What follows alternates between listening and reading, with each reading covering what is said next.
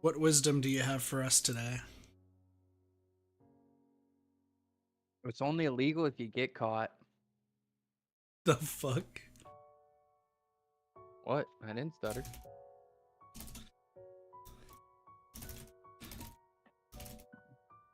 It's not illegal to do something unless the police arrest you for it. Otherwise, it was just Why it was suspicious. also so much louder than before. I think I had to turn you up from Ethel. Ah! Motherfucker. Have you seen a video of the police officer being startled by the acorn? What the fuck? No. That's funny. It's fucked up. No, like I think this happened back in December or some shit. Um, he handcuffed a guy. Guy came willingly, got in the car. Everything was fine. On the body cam footage, I watched a little bit of it, but I like sped through it because I was cringing way too hard. An acorn falls off a house, hits the ground, and the police officer thinks it's a gunshot. Jesus Christ. Gets down, starts waving his gun around, like gets on the ground, screams shots fired, waving his gun around. And the guy who's handcuffed in the cop car is so scared he just plays dead, hoping he's not gonna get shot through the confusion. I think he does shoot a few, like just randomly. Guy's no longer a police officer, but Yeah, I wonder. but like fucking acorn hits the ground and just, oh my god, shit hits the fan. Like what?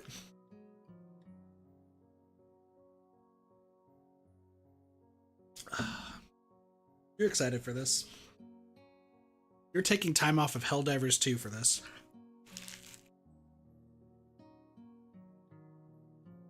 Is that right? A strong statement. You are, though. It's cute. You think I won't do both?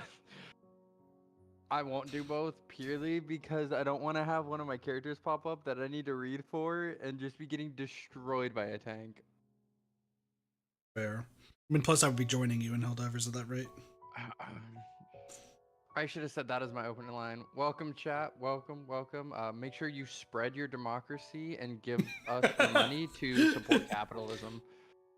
Capitalism! Spread democracy one bullet at a time. That is actually a fucking hint. Like, you know how games give you hints during loading screen? It literally says, give us your money in order to support the capitalism. That's some legal company shit right there. I love it. I was so fucking happy. I was dying. Yeah. Helldivers is an amazing game, and it's fucking funny, and you also have to just be really fucking good at juggling a lot of shit. You think I'd be good at the game? So obviously you get like airstrikes and stuff, right? Yeah. So the way you have to do that is you have to hold control and then play basically a Dance Dance Revolution game on your fuck yeah. WSAD, but it's like there's no stalling. Like you can literally just hold it, and if you know the code, because it never changes. So like if you want basic airstrike, it's always, you know, left, right, up, left. So if you just memorize it and you can just slap that out while holding control, then like, yeah. It's hard to get a memory for it, but then you also have to be ready to duck, juke, and dive like 24/7. Fair. So I think you would enjoy it. It depends on how much time you dedicate to it. If you dedicate a lot of time to it, yes. You want to say something funny, by the way? Chat can't see this, but I think you'd find this funny. What? I didn't show you exactly what I was like, what my screen looks like with streaming this game. Mm-hmm.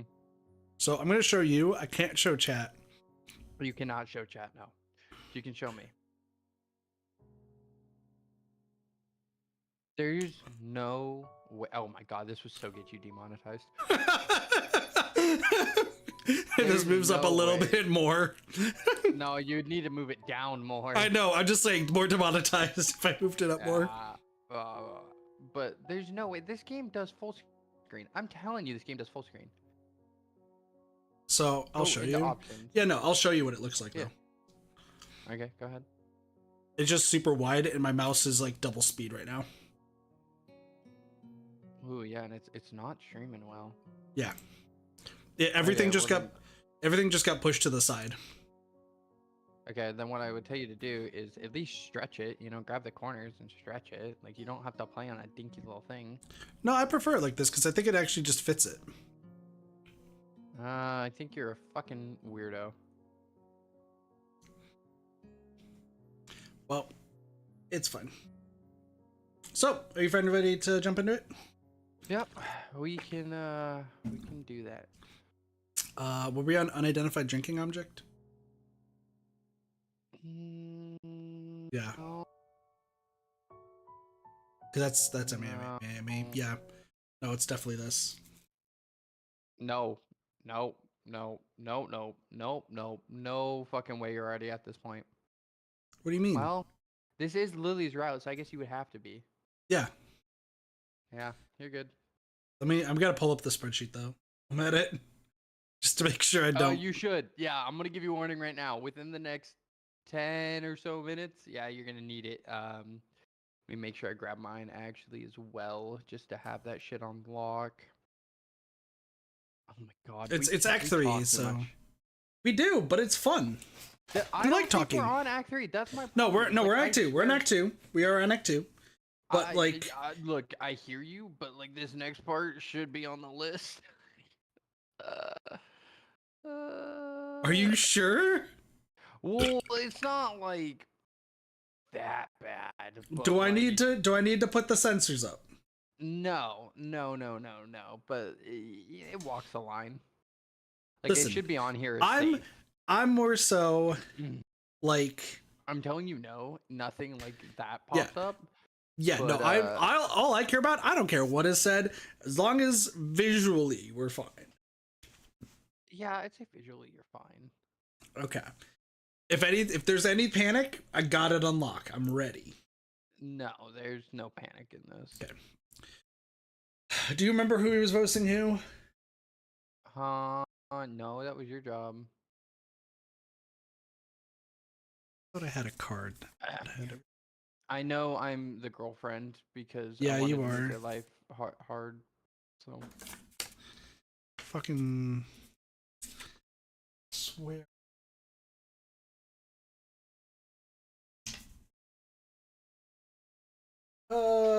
No, I'm just dumb, but we'll figure it out. I walked down the hall of the girls' dormitories, my school bag in hand. I figured it would be fine. A doll lies inside, carefully placed on top of a small box. I've been carrying the box in there for a while now, still not sure of what to do with it. This whole situation came to think of it as bizarre. While I've known of Hanako's upcoming birthday party for a while now, I had no idea of exactly what the celebrations would be until I found a single note left in the abandoned tea room earlier today. I hold it up and read it again, double-checking the instructions. The plain black handwriting's fairly legible despite Lily's blindness, clearly thanks to considerable effort and care. This is you. You're Lily. as thou will be holding a party at my place. Please come at 6 o'clock to room 225 in the girls' dormitory. Sorry for notifying you this way, but I have class representative duties. Not reassured, I continue walking down the hallway until I reach Lily's dormitory room. I hesitate for a second, but eventually give 3 sharp taps on the door. A brief and muffled exchange of words can be heard from the other side. Listening closer, I can just pick out Hanako and Lily's voices. As they finish, Lily calls out. Might that be Hazao? What up, Derpy? How's it going? I hate our fucking name, by the way. Hazao's such a fucking bad name. So, I wanted to check something actually while we're at that. Also, what Derpy just blind said. dating. Alright, Derpy, I see you, dog. God damn. Hisao means story of life. Oh, okay. Well, not everything has to have a meaning behind it. Japanese names kind of does. Also, Miss Doge's Lily voice a lot. No. All right, Derpy. We Just sent wait, the. it'll be we good sent- today. We Kid's sent the gonna have kiss. to tell me some things Doge sent we both Doge and I sent the kiss me Doge or kiss me kit fucking clipped his girlfriend. Fucking I wish I had the one of me kicking down the door. Chat demands it. Sparks can go back and Sparks just wants to go back to and watch all this stuff. So Fair enough. yep, I got the note you left for me. You can come in. The door's unlocked. Glad that I managed to get to the right room. I pressed down the handle, let myself in. As the door swings open, my greeting to them is stolen from my mouth. Double checking. We're good. It's fine. It's fine. I just want to make sure. I don't know. It walks the line as this goes, but like it's technically fine. Lilly sits at the low table in the center of the room in her pajamas, while on the other side sits Hanako in a nightgown.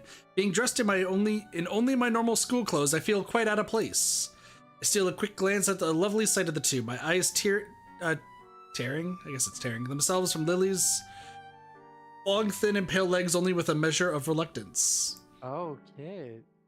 Hi, I think I brought everything that was needed?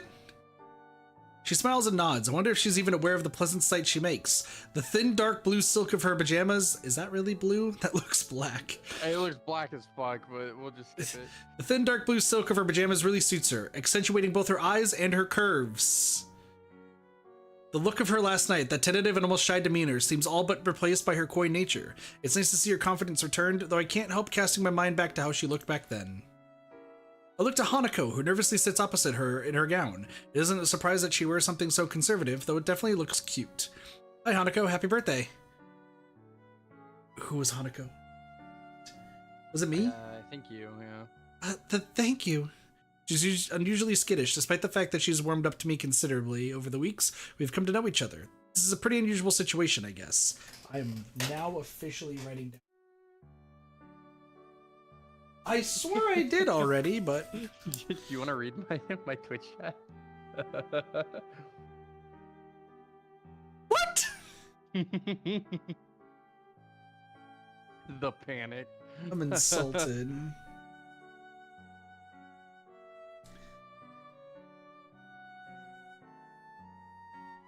I know you're Misha, at least. I am Misha, which And also then- means I'm Shizune. And then you're Shizune's brother, and I'm Lily's Yeah. sister. Yeah, I made you talk to yourself, which was fucking hilarious. Shizune bro is what I'm gonna say. Wait, no, you're Shizune, bro. Am I? I'm the sister. I'm the Okay, sister. okay, I'm the sister. switching those two. Yeah, And then because you're- I remember you talking to yourself when we were buying the gift. You're Muto. I am Muto, yes. Yeah. And then am I the doctor? Yeah. Or the nurse? I'm the nurse. Yep. Gosh. Yeah, no, it snowed and it was fucking... Came out of nowhere, guys. You have to understand, it, like, the snow time this year was nothing. We got, like, a dusting, and the situation was like, all right, we're done, fuck you guys, and then just fucked off. And Here's then the thing, out of nowhere, middle of the fucking week, just 4 inches on our doorstep. We lost power 4 or 5 times last night. Another and I was couple streaming. times this I morning. literally, I woke up and was like, I'm going to stream Island of Insight. Everything's fine. And then I was like, man, why is the lights flashing? And I'm talking to Sparks. Look out my window, snow. Go to the kitchen, snow. And I'm like, oh, we're going to lose power. I got to wrap up the stream. I have to stop playing this game. Fuck. And then... He was not wrong, Kat. It Yeah, was no- not very long after that we lost power. Yeah. Did you see that? Yeah, that was pretty bad. What the fuck is D2? Destiny 2. Got it. Fucking clock that shit quick. Never played Destiny. I speak gamer. Fair. Anyway, so Hanako, she is unusually skittish, despite the fact that she's warmed up to me considerably over the weeks we've come to know each other. This pretty unusual situation, I guess. Don't click. Oh fuck. Oh my god, I'm killing myself. In The Minecraft. amount you can see in Minecraft, the amount you can see her burns is a lot more intense here. True. Because of the outfit change. And I don't think on this route you see any more than this, but like, I know they say it's burns. Those do not look like burns. I have always, for the life Yeah, of me, no, been like, I- she's infected by the flood, or like she has necropathy of the skin. Yeah, no, I thought it was necrosis. Or it's like a lightning strike, right? Like, no way it's just a burn. Yeah, because I talked to Travis about this, I believe, like way back when, because I saw a few like different cutscenes of the game, right? Yeah. Like I saw a few different scenes and saw the characters and such, and like he had to tell me that Hanako was burned, and I was like, that looks like either some really bad mental stuff or like necrosis, like her skin's like faded, like saying it's a burn. Trying to die. I mean, to be fair, if it's necrosis, I think it would be more gray colors. Yeah, it would. Darker. But it's just like, but like I could see burn lightning should strike. be- I could see lightning burn strike. should be like Red and brown. more misshapen. It should be misshapen. It shouldn't just be like her smooth skin, but then she got like red veins on her face or something. Yeah, but like you also have to remember like this game was made too. But Yeah. like no, I understand. Like I think it also would be like more red and brown Yeah, no, I agree. but like I also they could've just like right slapped now it Deadpool's face on her and I like would've put it this way, understood looking at her neck, you can't see my cursor, but like looking at her neck to like her shoulder, that. Mhm. that don't look like burn marks. That looks like something. Mauled her. It looks like she got attacked by a wolf. Yeah. Like, yeah, no, I agree. I've always agreed.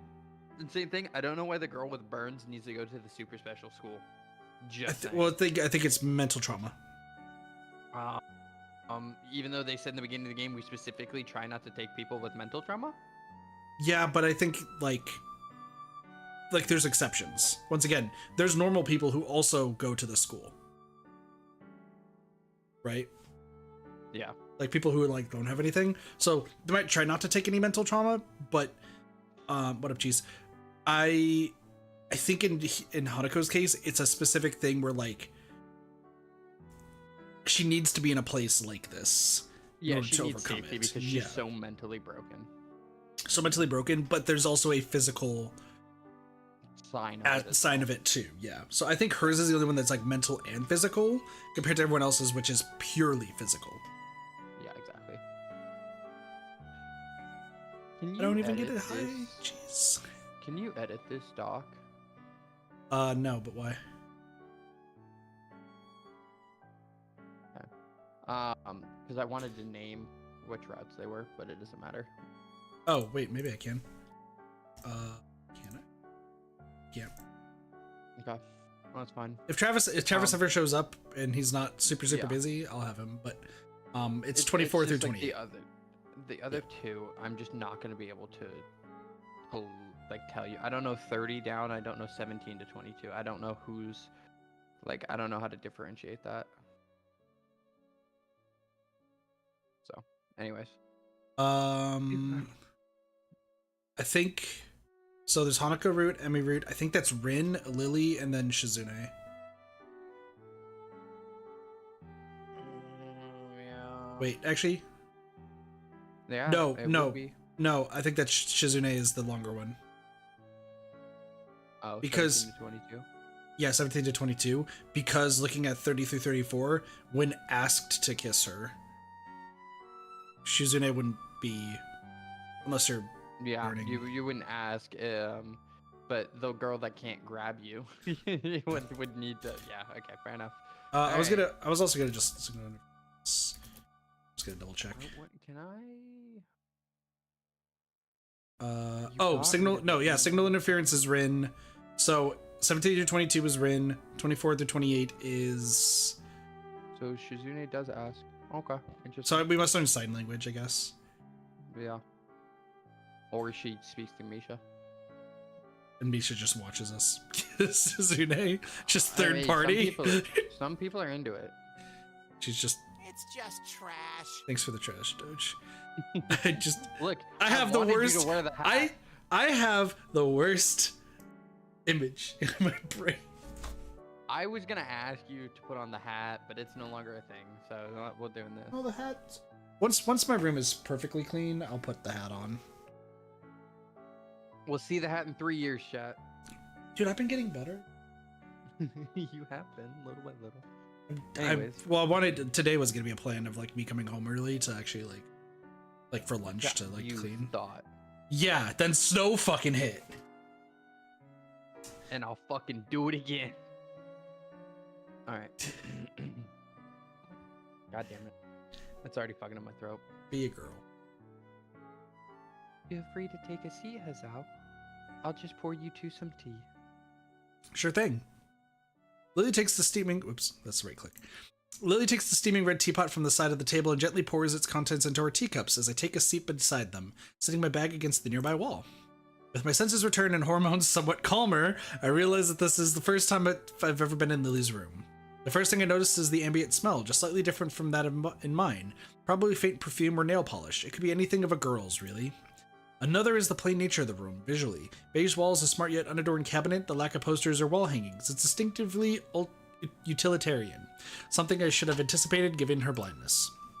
The only thing that really seems out of the ordinary is several piles of books sitting on the floor, each reaching from roughly knee height to waist height. Some of them have printed titles, others are entirely blank except for dots of braille.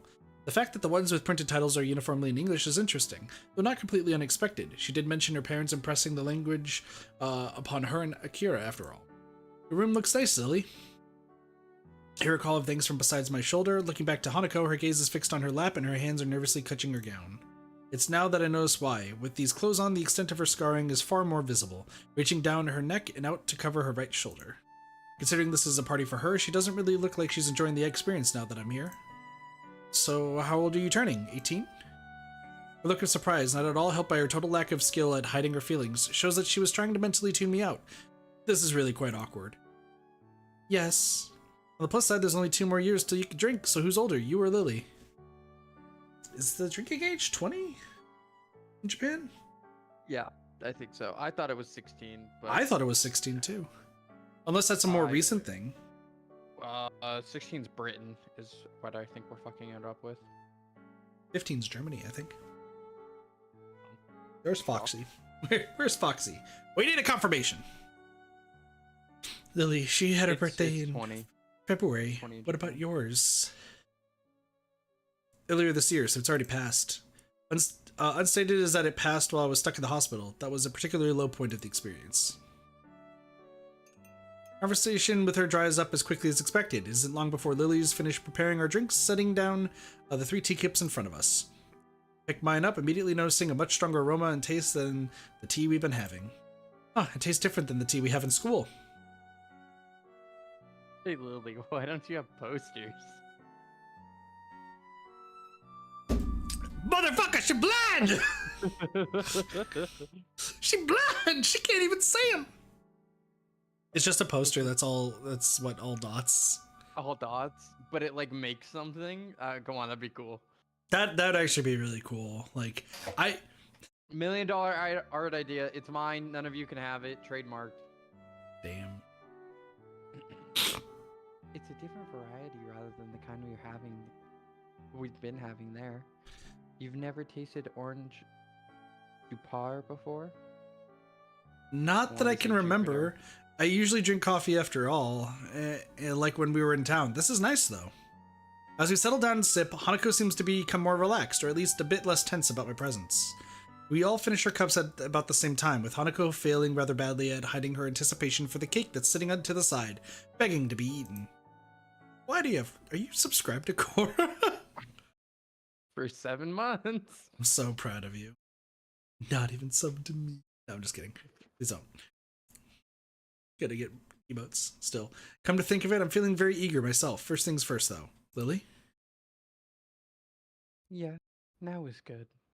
Each of us knowing exactly what the other means, I lean sideways and dig around in my bag for the doll I bought Hanako as Lily gets up and retrieves her gift. Hiding our gifts in our hands, we present them both on the table at the same time.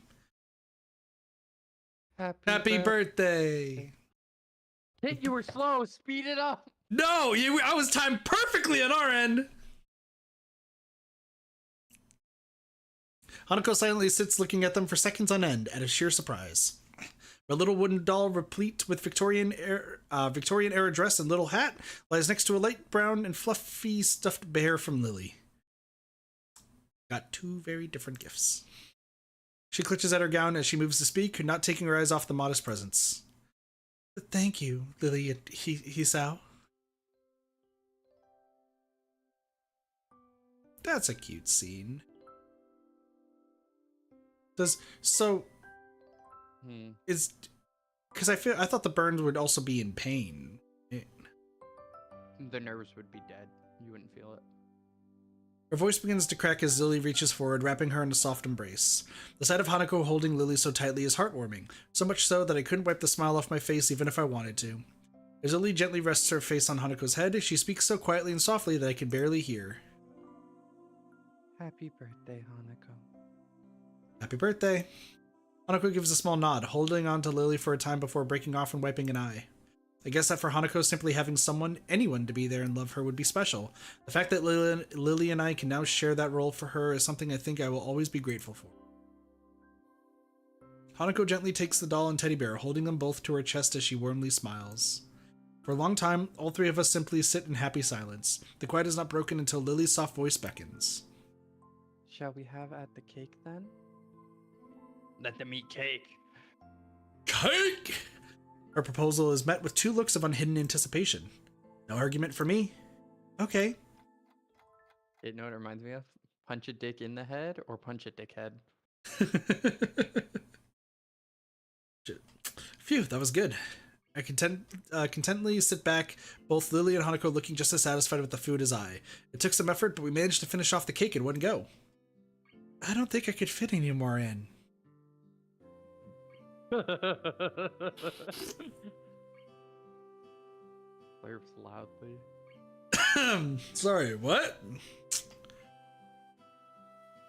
Why are both of our brains in the trash? Because we're gamers. I do play Nikkei. Well, I think next time I'll buy a smaller cake.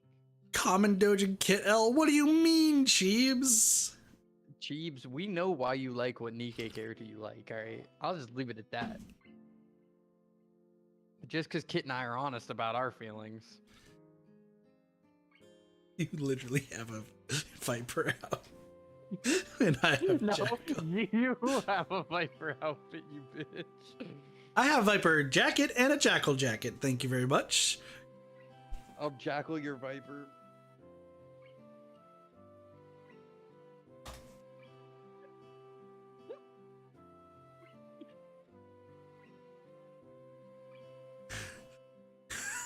Nuh-uh. No, fuck you mean nuh-uh.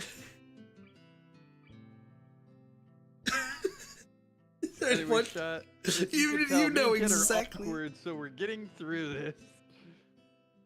You're the one with a girlfriend. I've been listening to nothing but people complaining about their love life at work the past 2 days.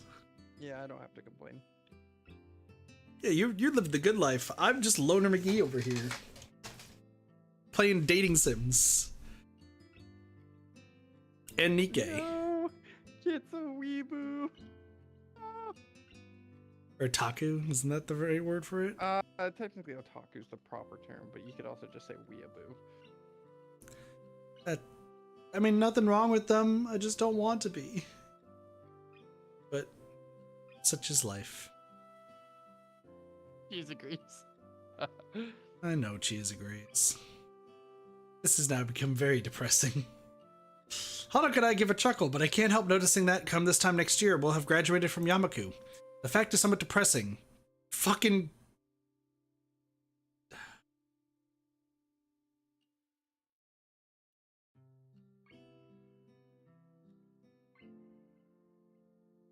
Alright then. The fact is somewhat depressing, since I finally feel as if my life is starting to get back into some kind of order.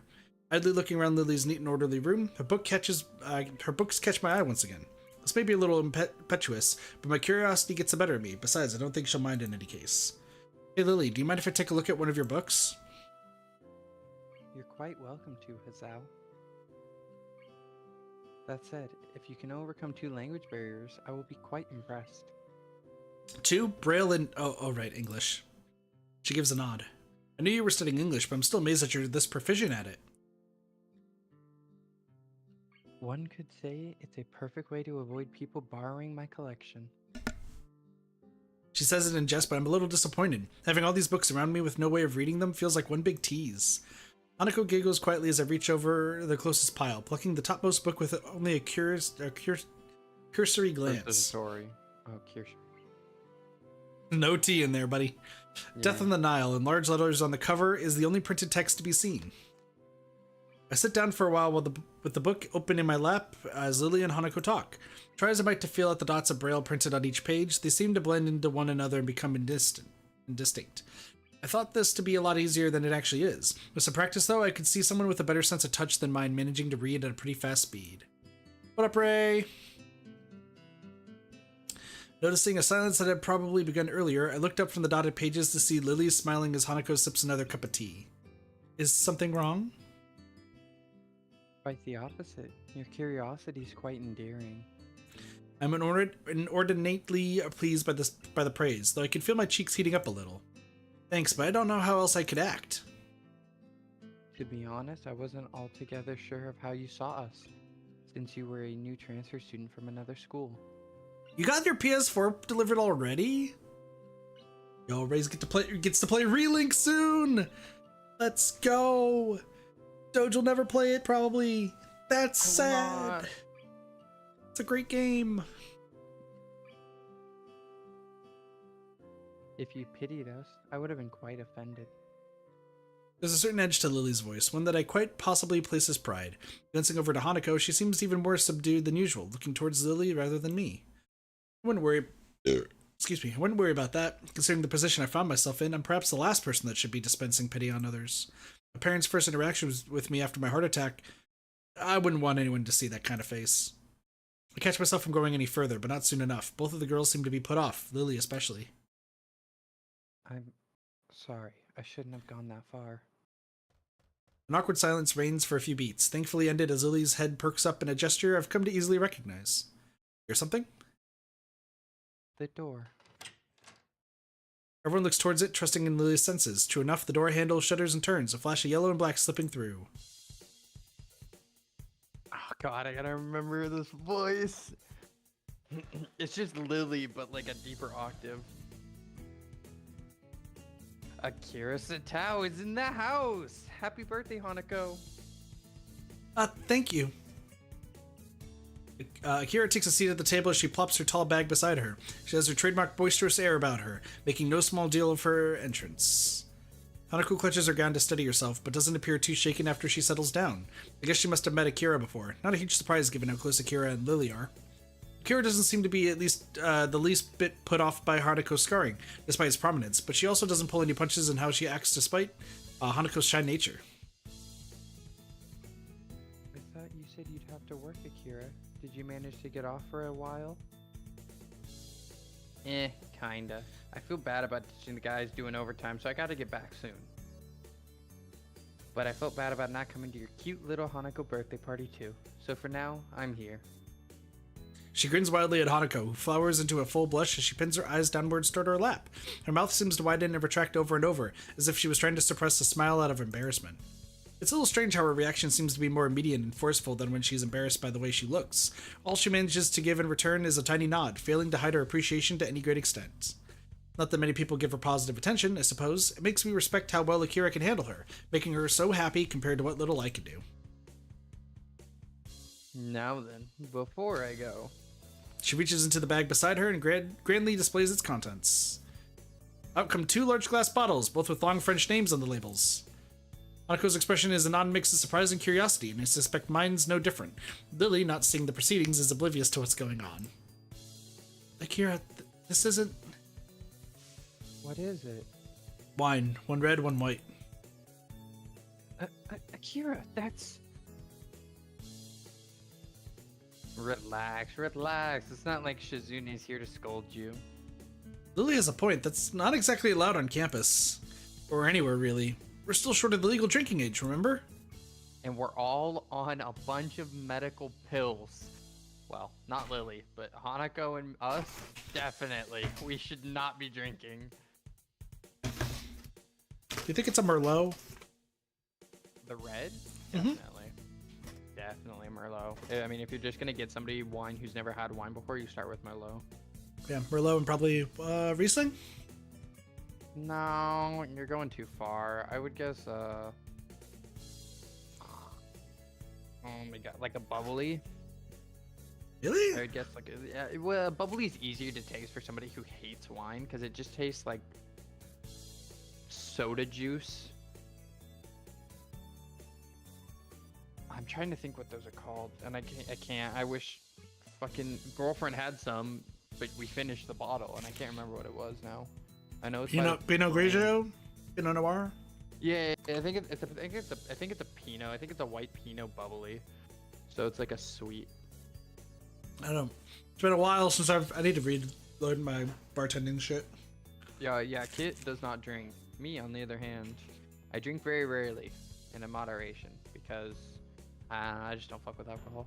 I used to bartend and bar back. Rich words for somebody practically drooling as he examines a bottle. She got me there. I'm genuinely interested in trying some, even just a little. While Hanako may not be handling one herself, her look does tell me that she's far from opposed to the notion as well. Lily rubs her forehead, giving up the fight that she knows Akira would win due to simply not caring enough about those funny rules and regulations. Just don't breathe a word of this to anyone in the school, please. I beg of you.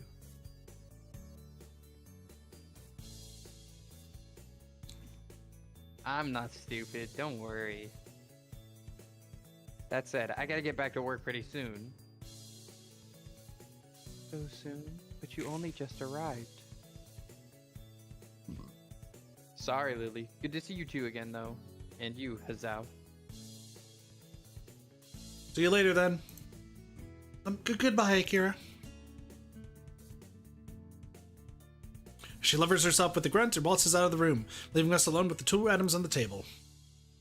Interesting. Lily gives a nervous giggle at her sister's antics as Hanako takes a wine bottle. So, what do you think, Lily? She rests her elbow on the table and pinches the bridge of her nose, thinking things through. She really doesn't seem to be able to keep up with her sister. Well, it's already here. We may as well have some.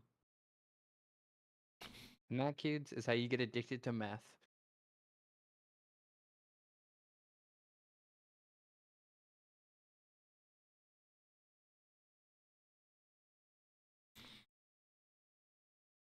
No comment. Just judging silently.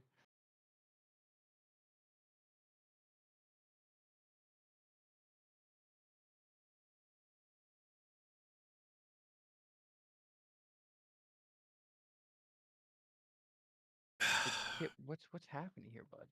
I'm eating pizza and contemplating life decisions. Man, I love meth for real in Minecraft.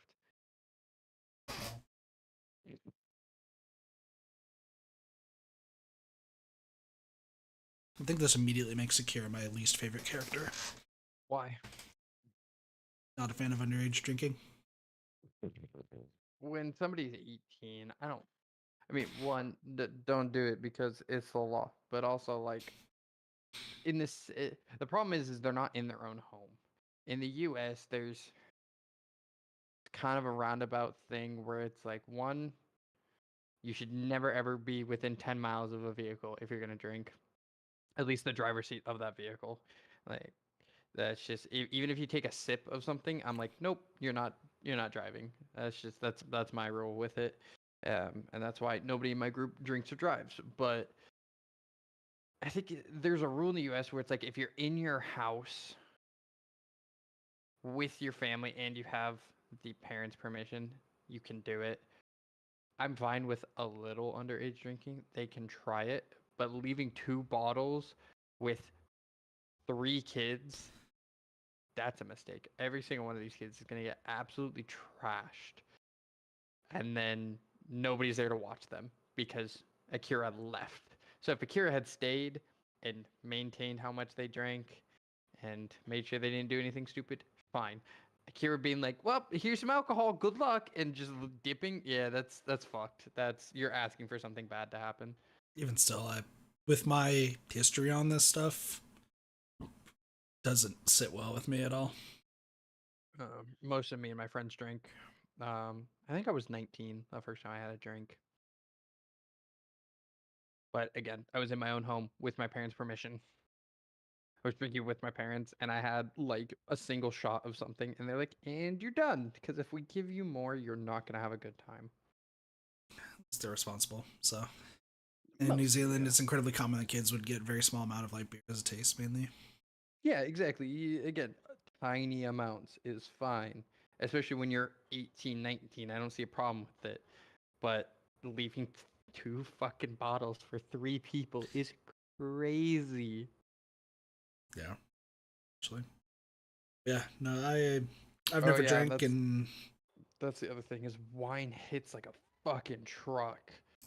People think wine is like the bitch version of alcohol because it's not supposed to hit as hard. I completely no, disagree. I think no, wine hits you harder. yeah, it hits harder because you drink more of it. You feel like you can handle more of it, so that's why Yeah. you get those like full body wines, and you get them in like a fancy wine glass. You're like, oh yeah, I'm gonna be. Doge knows that I specifically studied to become a bartender because of my, for lack of a better word, trauma when it comes to alcohol. Um, and me wanting to be a better figure for bartending. Hence why I don't like over serving, and like obviously, if you're a minor, I'm Oh, not going to serve. and in the state we live in, Kit, over serving makes you lose your license and up to like a $10,000 fine and Oh a yeah, year no, in that's jail. the same in Arizona. However, people still do it anyway. I literally have worked next to people who have done it, Yeah, and there's just sometimes you look at people and you go, you should not have served them. And that's I I'm get thinking it. of Dude is a trying to do his wrestling job, but event that I've done where like I served a dude, and this older gentleman was perfectly fine. Person next to me gave him 3 more shots, and he fucking passed out like on the. yeah. And now And I got that's alcohol so, poisoning. yeah, and I got so pissed off because I was like, the fuck, like they tip $20, and I'm like, don't give a shit. That person's now going to the hospital because you fucking gave them 3 shots, more than like The I already gave point them. is, the minute you drink, you can no longer be trusted for your own safety and definitely for anyone else's. So, You get fined for looking out for people. No, like you get fined if you for overserve, if you overserve. So like the example, right, where I served like a regular mixed drink and not a shot. It was a mixed drink to this gentleman. So we had, it was just simple. It was like vodka, some other mixer, usually soda because probably. I think it was vodka tonic, honestly. And then he did tequila shots with this other person, and did 3 tequila shots, and then fucking passed out on the ground, and then started Yeah, vomiting it. and that's it's not to say you can't serve anybody 3 shots, but like you need to make a judgment call and watch them and be like, hey, I'm not letting you take 3 shots in 5 minutes. Come back in 15, and we'll see how you're Yeah, and feeling, and especially in we a can do rowdy that. wrestling event, or not Yeah, wrestling, sorry, boxing, excuse me. Rowdy boxing event, like yeah, no, I've there's a reason why that company I worked for like catering and all that sort of stuff trusted me as their main bartender, because I never would over pour people. I was still learning at the time. I still have a lot to learn. Hence why I went to bar back first, about like side bartending, my hmm next job after that. hmm But catering wise, like they trusted me with weddings, they trusted me with the receptions, they trusted me with boxing events, they trusted me with a few award shows. Like I was that bartender, and I fucking knocked it out of the park as a brand new bartender. But I still felt I had a lot to learn. And going to my next job, and there are some people who are really good and like served proper and like kept an eye out for people and such. But like there are some bartenders I worked with who did not care. There was I think I talked about it the day it happened, before it was near when I was about to move out here, where there's a bartender I work with who got a DUI. And in Arizona, when you're a DUI, driving under the influence, you get good prison time for 24 hours. yeah, minimum. She was a bartender, didn't inform them that they're a bartender, came back to work the next day, joking around about how they're in a prison cell for 24 hours. They kept their liquor license and that they were going to make a bunch of tips, being the prison bartender. I got so pissed. I went to the manager and was like, yo, did you know? Because, like, I don't trust this person working behind the bar. And I don't know what was done, but, like, this, there's a reason why alcohol, like, I always tell Doge, and he's never follows up on it for me, but, like, he's trustworthy. So, I'm like, if you need a driver, designated driver, I'll fucking drive. Yeah, I I'm need it always every the single DD time. for my group. Like I said, I don't drink a whole lot. If I end up drinking, I sleep where I'm at. But, like, it's always, like, An option. yeah. But I'm too, like I said, I think there's a better word for it, but, like, traumatized is, like, the way from past stuff. No, I worked in a bar for a few years. I've seen some shit. This was before Happens. Tinder stuff, so this was around the time that the thing happened. So like, as TV trope says, a trauma conga line, as it were. Trauma combo line. And Doge is the only person in chat in the nearest vicinity who understands what that means right now. Right? I think it's probably just you. I don't know. It would depend on Cheese. Cheese, the other one you talk to. She's never know about that.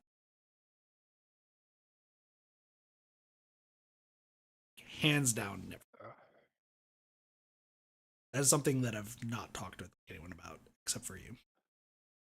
And like Cuban Slime, obviously. So Hashtag anyway. Cheese is stinky. Anyway, sorry. Back to the game. I just rant. No sooner does she say it than I take a quick glance around the room for glasses. This is a terrible idea. They cut music off randomly. A small groan above me reminds me that Lilly retired to rest on her bed for a bit a few minutes ago. Almost completely drained of energy, I managed to stand up and drag myself to the side of the bed, sitting down and leaning my back against it. Good God. Lily's groan sounds lifeless. Too much to drink? My head hurts. Yeah, too much to drink. I rest my head back and idly stare at the ceiling. What an unmitigated disaster. Like proper idiots, we all drank the night away with one glass after another. Hanako simply fell to the side asleep, and it's a miracle I don't feel as ill as Lilly. Hey, Zao. I'm sorry about today. I didn't think this would happen. It's fine, Lilly. To tell the truth, I had a lot of fun today. Really? I think Hanako did too. No, she certainly did. There's a short silence before another groan resounds from the supine Lilly. Supine. You okay? As you said, I just drank too much. What's the time? The time, it's a quick look at my wristwatch. Its numerals barely legible in the gloom. About midnight. Curfew's in effect then. Yeah, I guess as much. We'll all have to sleep here for tonight. As soon as I say it, I hear the sheets moving as Lily starts to sit up. Hanako. No, go back to sleep. Don't try to get up. Zao, I have to. You're in worse shape than me by any stretch. Get some rest. But what about... Grab some spare blankets and put them over her. Don't worry. As I give a deep yawn and stand to retrieve them, I hear her lie back down with a soft thud. Thank you, Zao. No problem. It's the least I can do. You look outright wasted. I'm not wasted. Just a little bit tired. Says every party girl. You don't know how many times I've heard that from these boxing events. Hey, bartender, you're cute. You're drunk. Nah, it's just a great time. Just like the energy. How many drinks have you had? Gonna give me another one? No. Dojo's upset that I missed a few numbers from girls bartending at those events. Is that just a yes, but said as your? Okay. She starts pouting, a slight slur beginning to distort her words as the alcohol takes hold of her again. I grab a couple of blankets rolled up at the end of her bed. Quietly walking over to Hanako, I carefully lay the blankets over her peacefully sleeping figure, making sure not to wake her. The thick smell of alcohol coming off her breath makes me doubt she'd wake up no matter what I did, though. This is an odd question, but context-wise, does alcohol just smell terrible, or just depends? No, so alcohol itself, you can actually appreciate the smell. Like a lot of people, you smell your wine before you taste it. You smell your whiskey before you drink it. Now, the alcohol coming off of your breath smells like fucking ass. Funny, I heard you say ass from the living room and it didn't come through Discord. Like most alcohol, if you're used to drinking it or you enjoy drinking it, you'll enjoy the smell because half of taste is smell. But when you smell it coming out of someone's mouth, it just smells like death. Like it's just not an enjoyable smell. I guess it's a good thing so context wise, by the way, why I'm asking, even though I'm a bartender and barback, I don't have a sense of smell, which is always a confusing thing for a lot of people. So, gotta love a bunch of allergies just fucking you up. Anyway, the thick smell of alcohol coming off her breath makes me doubt she'd wake up no matter what I did, though. I stand and take one last measure of the room. 2 girls, both very drunk, and one guy sleeping overnight with them in the female student's dorm. What a scandal that'd be if it broke out. As I move to sit back down at the side of the bed, I steal one last glance at Lilly. Her sprawling, disheveled figure lies resting peacefully, slightly turned to the side. I crouch down to get a better look. Creepy. Her white skin blends in with the white pillow of the bed, a look of slumber-born peacefulness on her face. Usually she seems so confident and forward, always there and caring for Hanako. Now, though, she seems painfully delicate. I think back to Hanako's presence. I thought it'd be a nice occasion for her, but I'd hardly expected it to be so moving. One birthday after another, year after year. Just she and Lilly alone. I guess it wasn't just the present she liked. Resigning myself to an uncomfortable sleep, I sit down at the side of the bed once again and rest my tired arms beside me. Hey, Hazal. Lily's voice is so quiet I can barely hear it. She must be on the verge of sleep. Yeah? Thank you Thank you? For what? for being here. That's okay. As I hear a deep breath, it's obvious Lily's gone to sleep. After closing my eyes, it doesn't take too long for slumber to take me as well. There's a condition where she couldn't really smell either, just means she couldn't really suffer like the rest of us. Yeah, no, there's I've had customers come in and like everyone complains because there's like some homeless people who come in who like I guess smell like of smoke and just disgustingness that like they spray Weird. down everything. Yeah. And if I inhale, I can like taste it, which is not it I argue is worse, but besides the point. But like nah, just nothing up here, but that's just because allergies have probably clogged my nose to the point where it's probably why I also like snore, because I can only breathe through my mouth when I sleep, not my nose. Yeah. Anyways, Doge. Hazal? This is Lilly. This is like Hazal, are you? A soft, barely audible voice lingering in my ears slowly wakes me. I wish I could be awoken like this more often. With a mumble, I slowly open my... Whoa. Ah! Taken by surprise at the face hovering curiously mere millimeters from mine, I make our heads collide with a harsh thud. The impact of our foreheads causes both of us to fall backwards and yelp in pain, Lily sounding more like a squeak toy than a person. Ow, ow, ow. What up, Jigsaw? I slowly rub my forehead with one hand, supporting myself with the other. Lily lies a few feet ahead, doing just the same, her face obviously pained. Sorry, your face was kind of close and I acted on reflex. You okay? My head. It seems she's not actually okay. Come to think of it, I doubt that the impact alone is what's causing her head so much pain. Hangover? You drank a fair bit last night. She silently nods in confirmation as I lever myself up.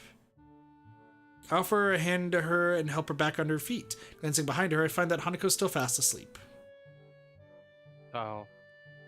Kit, you've never drank, so you don't know what a hangover is. Did you Heard about it. Did you get the COVID shot? Yeah, but it never affected Okay. me. Oh, you didn't? Okay. Did I tell you what happened though when I did get the first one? No. And the second one? Oh, yes. Oh, I gotta. Yes, you did. Yes, you did. Oh. Yeah, you fucking did. It's so. Forgot about that. It's kind of funny. It's kind of funny. It's gonna start a conversation I don't think I want to have on stream. I'll just say what it is afterwards, but go for it. For most of us, when I got my COVID shot, I couldn't look at light, like any source of light. Like, you know how what's a good way to describe this? Astigmatism? Batteries. When you plug in a battery, like a rechargeable battery thing, it has like the little tiny lights on the end of it. Yeah. That hurt my eyes so fucking bad that I literally laid in bed for 24 hours with zero light.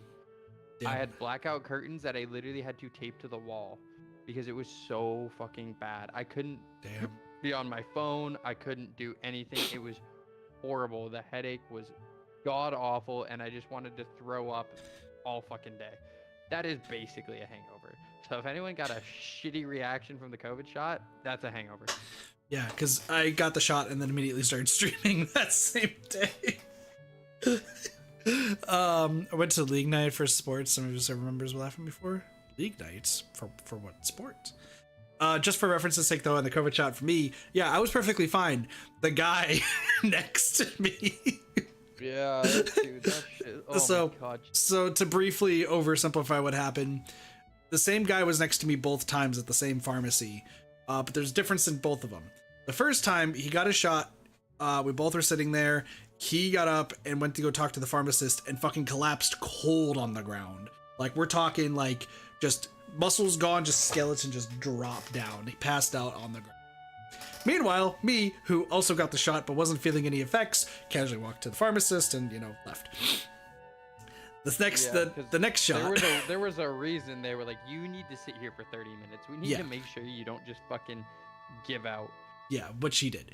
The second time, same guy, but his girlfriend was there. He was looking scared, and when his girlfriend, I overheard ask, "Why are you so nervous?" It's just the COVID shot. He looks at me because I'm recognizable. I mean, when you see a wolf tattoo and everything, and you're wearing a t-shirt, kind of recognizable there. And he's giving me the death glare of like, "Don't say anything," and he's just nervous the entire shot. So, that's just what was going on. Like I said, been there. That shit hurt. Had 3 alcoholic hot chocolates while there. Nice. Yeah, it's Sounds good. I've never made alcoholic hot chocolate. That sounds good as fuck. We made the one as practice for when I was training to be a bartender. I don't even know what you would you spike it with Bailey's? Yeah. Bailey's Irish cream and probably some Kahlua. Depending on what you're feeling. Some people might just want to pour like. Some people just put like. Just whatever their preferred one is in there if they just don't care. You just spike it with whiskey. Yeah, no, there's people who spike it with whiskey or vodka, I think. You could do a cinnamon vodka. That would be good. Yeah. That would be really good, actually. Or like a peppermint vodka. Yeah, peppermint schnapps. Yeah. So. Anyway. It's not fair. I only drank as much as you did. That's very different from what I remember. And anyway, girls have a lower tolerance than men. That's not true. Well, it's not they have a lower tolerance. It's typically they weigh less. And yeah, it's weight. Yeah, it's based on weight. Not always the case though. Weight some girls... and fat content. Yeah. So. I was to say, my mom can drink me under the fucking table. No, I've met some girls who definitely can hold their own, such.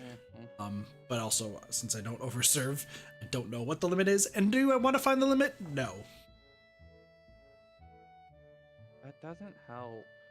Fine, I'll get you a glass of water. Just be careful not to trip over Hanako. I rubbed the sleep out of my eyes, or at least some of it, as I walked to the counter. Tending to someone who with a hangover isn't the way I like to spend a morning. But sometimes you just gotta do what you care about the person you care about. Only takes a few seconds for the glass to fill, the clear water reflecting the sliver of light that makes it through the thin curtains. It looks like Lily's taking a seat on the side of the bed. I walk over to her while taking care to step over the peacefully sleeping Hanako and place the glass into her outstretched hands. Thank you. No problem. I take a seat next to her, the soft bed having a surprisingly amount of give. She drinks slowly and methodically. A long silence passes with only Hanako's soft breathing to be heard. With some measure of guilt, I look at Lily's face and attempt to read her expression. Her brow is furrowed, and she looks to be lost in thought. For a moment I hesitate, but eventually place a hand on her shoulder and attempt to reassure her. I didn't expect her to flinch rather noticeably at that, though. Sorry, I didn't mean to... Lily quickly shakes her head in a manner somewhat more violent than usual for her. She takes a long breath to steady herself before letting her head sink. I must look terrible right now. I move to protest, but quickly realize that it would be futile to do so. That said, I want her to open up more. If you want to talk about anything, I'm here. Lily gives a self-deprecating snort as if to mock her own emotions. There's just a lot happening right now. I'm sorry for being so strange recently, especially back when we were in town. Even now, I'm a bit confused by everything. Believe me, I know how that feels. She smiles wistfully, resting a cheek on the backs of her fingers. Wow. We're a couple of broken young fools, aren't we? So true. Not Doge. But me? I mean, I'm broke currently. Boy, we're both broke. Bro, I spent $1,000 on rave tickets this month. And I'm still more broke than you because all I buy is food. We need to go. We need to go shopping, man. Shut up. Come on, don't say that. Come graduation, we'll be back out into the real world. The real world? Sometimes I surprise myself with the way I think about things. It was a pretty cool show on MTV back in the day. No? Okay. I guess the strange... The real world? Wow. Yeah. You're old as fuck. I watched the challenge! By the way, this current season, trash. But anyway. What, you never watched The Real World? Okay, that's too old for me. It was still going on by the time you were around. Exactly. When did it end? 2004 when I was 3? 2020! Yeah, exactly. Oh, damn. The real world ran for that long? Yeah. Damn. It's just like it changed from its like usual gist and went to more like drama-filled stuff, like where God, what was it? Explosion, where it started off as 7 people and then their exes like came in at some point. There's another one where it was like long lost like feuds with other people, with the last one being this guy's dad. He hadn't seen it in 35 years. Or like or 30 years or something. It was like a long fucking time anyway. Sorry, I also watched the challenge, and the real world peeps are in the challenge. So, saying. I guess the strange divorce feeling of Yamaku and the surrounding town compared to the outside world still hasn't become natural. Maybe it never will. It's strange in hindsight. Being isolated from society like this doesn't feel as bad as it probably should. A wry grin on her face at least seems to share the same sense of amusement at the idea. Eventually, though, her smile drops. We'll be going back to Scotland for a week or 2 soon. Is that why we had to reschedule Hanako's birthday party? She gives an affirmative nod. You'll be able to see your family again at least. You're not looking forward to it? I haven't met my family in 6 years. I don't even know how to act around them anymore. Sorry, something I'm just noticing. There's a lot of like sight stealth puns in words, sight-based words in English dialect. Looking forward. Damn. Wait, what? My mouth hangs open as I try to process what she said. If she's 18, that means she'd only been 12 when they left. I may have seen very little of my parents, what with them both working long hours, but that's... I feel utterly useless as I struggle to find some way to respond.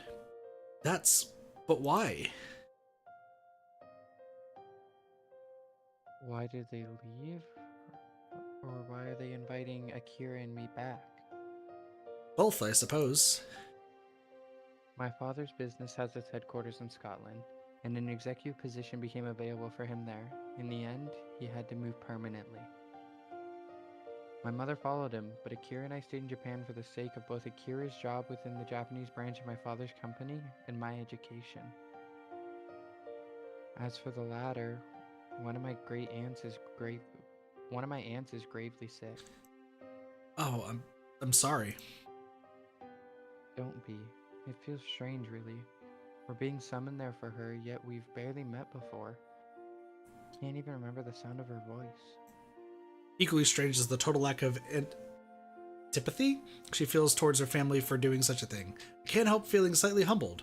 That said, her wistful exterior is just hiding her emotions. Seeing her like this is depressing. Knowing what to do, I lift myself off the bed. Lily notices the bed's movements, her head perking up and her hand reaching sideways to feel where I was. Is out? Walk over to my bag, still leaning against the wall. Unbuckling the front flap and retrieving the opaque bag from within, I take the small, plain box in my hands. Hold your hands out, Lily. She looks surprised for a moment, but eventually Fuck, I hate this word. Acquiesces. I'm amused by her look of curiosity when I place the music box into her open palms. Her typically delicate way of handling it making it seem as if it were fragile enough to break if breathed on. She wordlessly brings it in front of her face, her slender fingers feeling out its contours and patterning.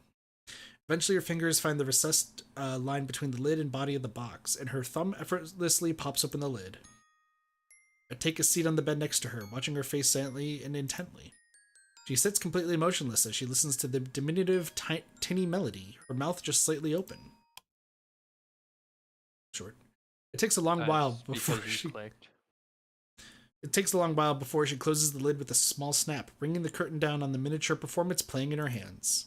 The smile on her face, gentle and wistful, shows that I made the right decision. Think of it as a going-away present for your trip to Scotland. I will. A restless shuffling can be heard from the floor in front of us, the sound having woken Hanako. Climbs out of the blankets I put over her, looking befuddled and wiping the sleep from her eyes. I see you're finally up. What?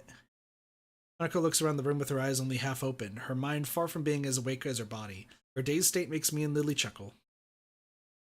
As Lilly gets off the bed and tends to Hanako, I take one last look around the room. I guess I'd better get going then. There'll be questions if I'm seen leaving the girls' dormitories in the morning. Goodbye, Hazao. Oh, goodbye. I stand to walk to the door, picking up a somewhat lighter bag along the way. After I leave the room and enter the hallway, though, I hear Lily's footsteps behind me. What's wrong? Without a word, she strides up to me. I freeze as I feel her hand slide onto my cheek, seemingly every nerve taking in the feeling of her fingers and palm upon it. Immediately after, her face slowly moves next to mine, a light, momentary touch of her lips brushing against my other cheek. For a moment, everything seems to stand still. I absent-mindedly bring my fingers to my cheek, as if to try to recapture that fleeting feeling. Lily. That's my thank you, Hazao. Thank you? For your present. Have a nice day in school.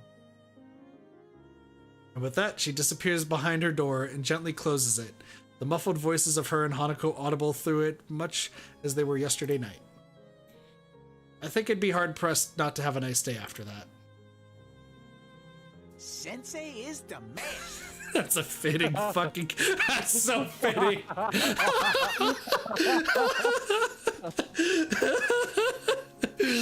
Let's go, he's sound. Fucking time that shit. I'm so proud of you. I walk away with a certain spring to my step. I think there are some people around that glanced at me emerging from the girls' dormitory building, but I find it difficult to care. God damn it, Cheebs.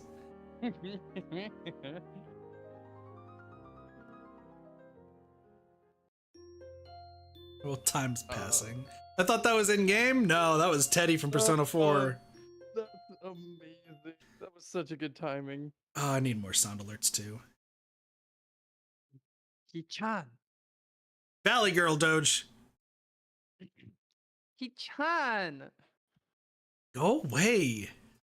He-chan. Leave me alone. Come on, He-chan. Let me sleep.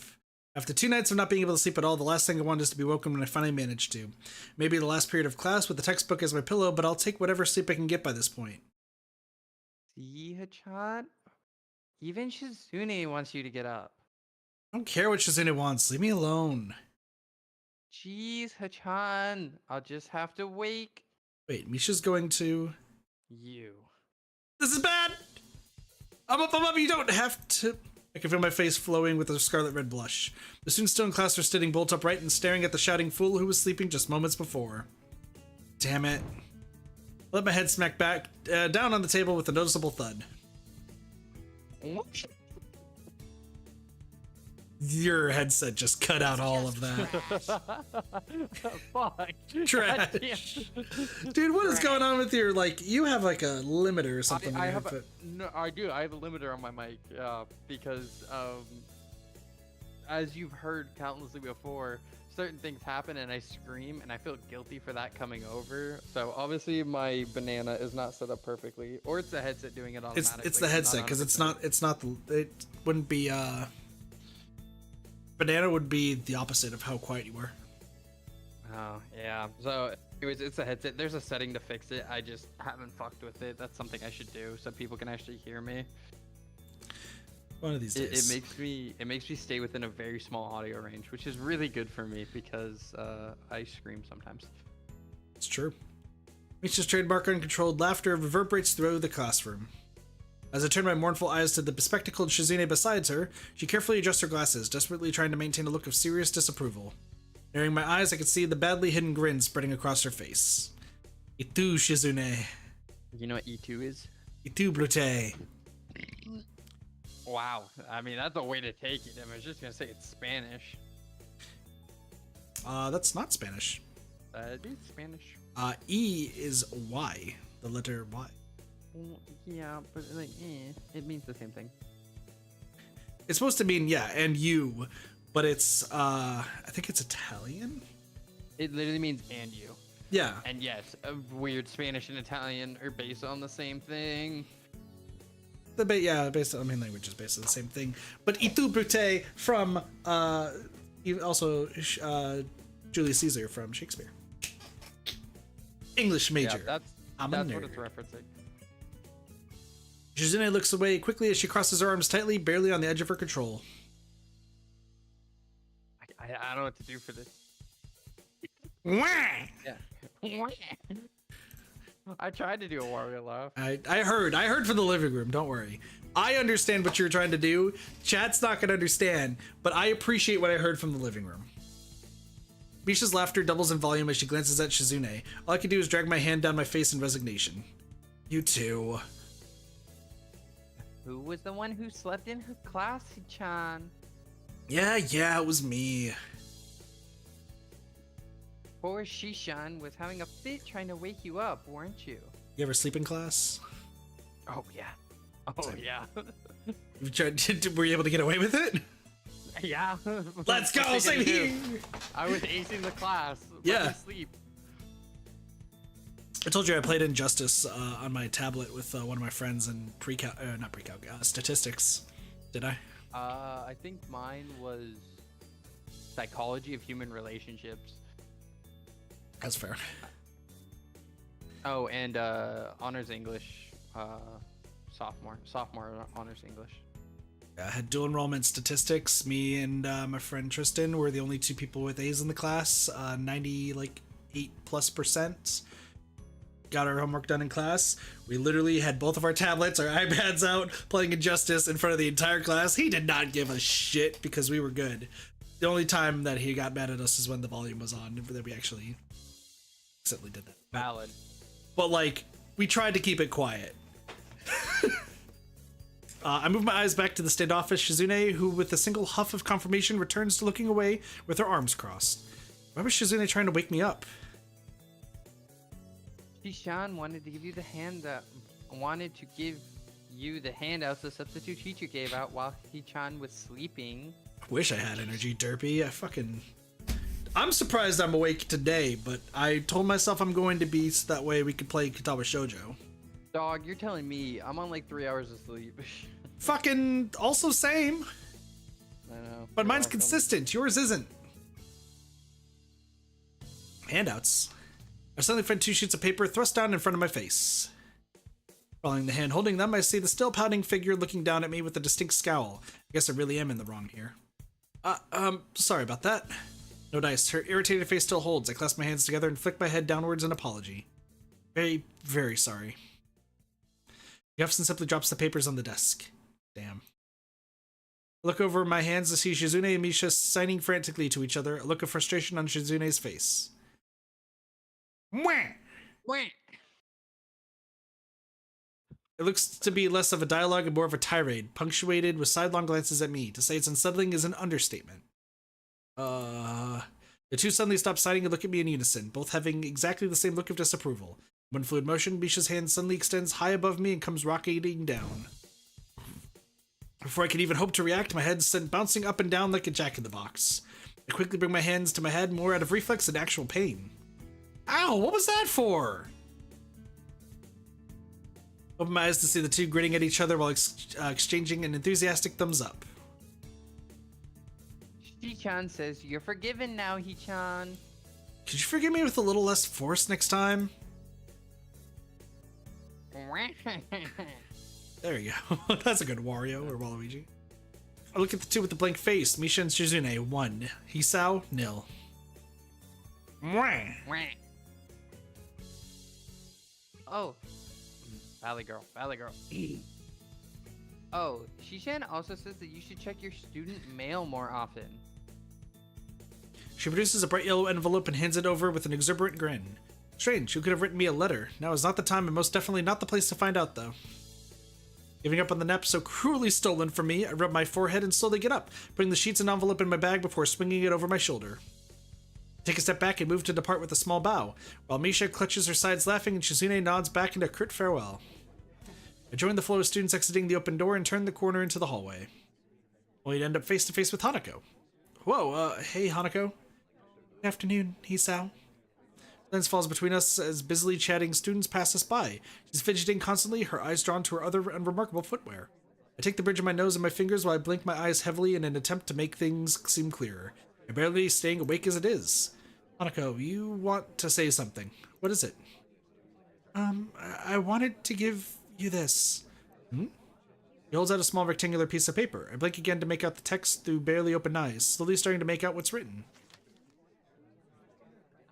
Eggs 2, loaf 1, whole grain cereal 1, time 1. I'm... A shopping list? I look upwards, raising an eyebrow. I usually go shopping with Lilly, but I can't come, so... You want me to run errands for you? It's okay if you don't want to. I just thought that maybe, He's panicking. I sigh. Yet another battle lost, this time by a weakly fought surrender. I smile tiredly and rest a hand on her head to calm her down. It's fine. I was going to go anyway. Just the stuff on this list? She nods and bows deeply twice, as if to make her gratitude perfectly clear. We were going to meet outside the school gates at 6. Thank you. I was going to get it, but I need to study for the test tomorrow. Test? Ah, that's right, science. How are you doing with it? She brightens ever so slightly. I've been spending more time on it than before. I think I could do okay. Good work then. You two start smiling, and much more earnestly than I at it. I have full confidence I could do fine in it without any extra studying, but the fact that she's putting in the effort instead of just reading in the library is heartening. I'll grab your stuff and take it to your dorm in the evening. See ya. With a small wave, we part ways. I'll go do my homework before meeting Lilly. I should be able to take care of it in time. Wrangling with a particularly complicated math problem has caused me to be a little bit late for my meeting with Lilly. Only a couple of minutes, but enough to make me step smartly out into the courtyard and to the school gate. I make a right turn and start my way towards the small town below, leaving a few students turning the other way to the bus station. I slip my right hand into my pocket as I walk into the orange sunlight of dusk. Thankfully, the sweltering summer heat's starting to die down, making way for a pleasant, cool breeze. When I stretch my hands high above my head, a familiar figure takes form, a cane in her right hand. Ah, Lilly. She stops and turns around, swiveling her head slightly to try and work out exactly where the voice came from. Hey, it's me. I quickly catch up to her, coming in beside her and matching her slow pace as we resume walking. Good afternoon, Hisao. Hi there. I glance up at the sky. A distinct tinge of orange discolors the clouds, watching the footpath in its light. Long shadows from the trees fall across the wide road down the hill. So, Hisao, what brings you here? Just going to town to grab some groceries. Hanako sent me. Hanako sent you? Yeah, she said she needed to study for a test tomorrow. I was going to come down anyway, so I'll just buy her stuff as well. Unspoken is that Lilly really could use some help to get food, but it's an obvious fact that neither of us needs to state. It's good to hear she's studying for it. I thought the same thing when she asked me to come with you. We continue walking down the street, the familiar sound of her cane echoing through the air as we go. Except for the occasional passing car and the leaves whispering in the branches, there's a blissful silence. Thank God I could finally relax for the first time today. I glance over at Lilly. The porcelain face of hers never seems to lack that air of relaxed confidence. I guess the same could be said of her personality, too. As she silently walks, her face remaining pointed to the street ahead of her, I look ahead and savor the cool air blowing over my face. This is probably the calmest moment I've had since the about face my life took so recently. That was a weird sentence. To have it while walking to get some groceries, what a weird life. Do you not know what about face is? No, I know. I just, reading it out loud kind of hurt my brain. It's a super common term. I know. I feel the crumpled up note rubbing against my hand in my pocket and pull it out to check its contents. Let's see here. Eggs, bread, cereal, thyme, lettuce, shaved ham. That sounds like quite a bit to carry back. That sounds like quite a bit to carry back along with your own. Yeah, just how much does this girl eat anyway? My mind suddenly clicks that yes, there actually is a person beside me. Wait, I mean... She laughs wholeheartedly. My, Hisao. Her giggles punctuate her words, though she's making little effort to suppress them. Quite direct today, aren't we? Yeah, you got me there. Still, it is quite a bit. Usually I go shopping with Hanako, so I know what she buys. It's the same thing every week. Huh, is she a good cook? She gives a nervous giggle. It's usually me who ends up cooking. I used to do so for Akira, so it's no problem doing it for Hanako as well. You can cook, but... A short hum with an amused lilt emanates from beside me. I wonder if the fact that she seems amused by my comments so often is actually genuine, or rather just from a want to make me more comfortable in addressing her blindness. There are ways around it. Some meals are more difficult to cook than others because of being unable to see what I'm doing, but it only usually takes a little more time. Fingers can double as very useful measurement tools, for example. Yeah, That but makes how the sense. fuck are you gonna cook a steak? Oh wait, they live in Japan. Never mind. What? The students in Japan aren't really gonna like cook steak like as we would in America. Like you're not gonna be like, it's time to make a burger. Fair point. I still don't know how to cook. I know how to cook Spam! That's it. Makes sense, but she'd have to be pretty careful not to hurt herself. I wonder how many times that's happened, given that it sounds like she's cooked alone for possibly years while Akira worked and her parents were gone. With that, the conversation trails off. Compared to the awkward silences of Hanako, Lilly seems genuinely content to stay what she thinks and stay quiet when there's nothing to say. The slick road under my feet is bathed in an orange glow, the occasional fallen leaf crunching underfoot as we walk. I let out a deep yawn, my lack of sleep coming back to haunt me. Did you not get much sleep last night? I couldn't sleep at all for the last 2 nights. Probably insomnia. Lily's face suddenly becomes worried. It feels like a personal failure every time she gets worried about my well-being, even if it's genuinely nice to know someone cares. You have insomnia? Aren't you gonna see the nurse about it? Nah, no real need. It's happened before a few times. My meds screw with my sleeping occasionally. Ah, I'm sorry. Come on, it's not your fault. At least I shouldn't have any trouble getting to sleep tonight. You do worry me sometimes. I worry you? I reach around and scratch the back of my neck. I kind of want to address this. Hey, Lily. I don't mean to sound weird, but please try to forget about my heart condition. She looks kind of lost. I hardly blame her. I guess what I'm trying to get at is, just don't treat me differently because of it. She bows her head slightly, her white cheeks reddening almost imperceptibly. It's only natural to... Okay, fuck you too, kid. Damn. I keep accidentally right-clicking. I have a bad habit of it. It's only natural to worry about those around you. Well, it's still nice to know there's someone like that out there. Maybe somewhat embarrassing to say, but it's the truth. Lily takes a breath to regain her composure and managed a gentle smile, though her cheeks remain flushed. The final downhill walk to the store passes in silence.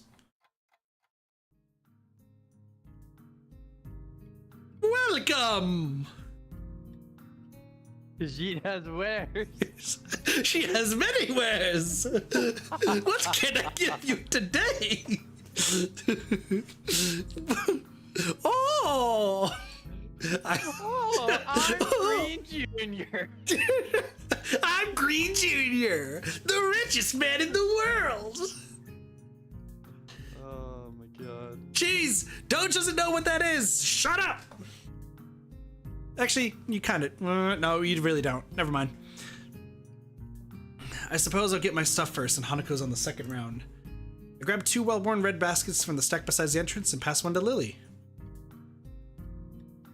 Just as she did before, she lays it on the ground and slides her retracted cane between the basket's handles before picking it back up with her right hand. When she takes hold of my arm in her own, I'm surprised at just how fast this kind of casual contact became so natural, mostly due to necessity, no doubt. Shall we? Sure. While we navigate around the store, the odd person occasionally passing us pays us no heed at all. It's nice compared to the stares and whispers around the city. As we reach each aisle, I quickly check with Lily what she needs and grab it along with what I want, putting our items into their respective baskets. It's an odd feeling to be depended on so much for something so basic as shopping. Hanako would be practically a necessity for her to pick out what she wants, after all. Right, I'm pretty much done with both my stuff and Hanako's. You need anything else, Lily? No. No, this should be everything. Off we go then. Oddly, there's a queue a mile long. Considering the store is only large enough to warrant one counter, seems like they will take a while. Damn. Lilly gives an inquisitive look, unable to see the reason for my complaint. Doge definitely knows what it is. No, he doesn't.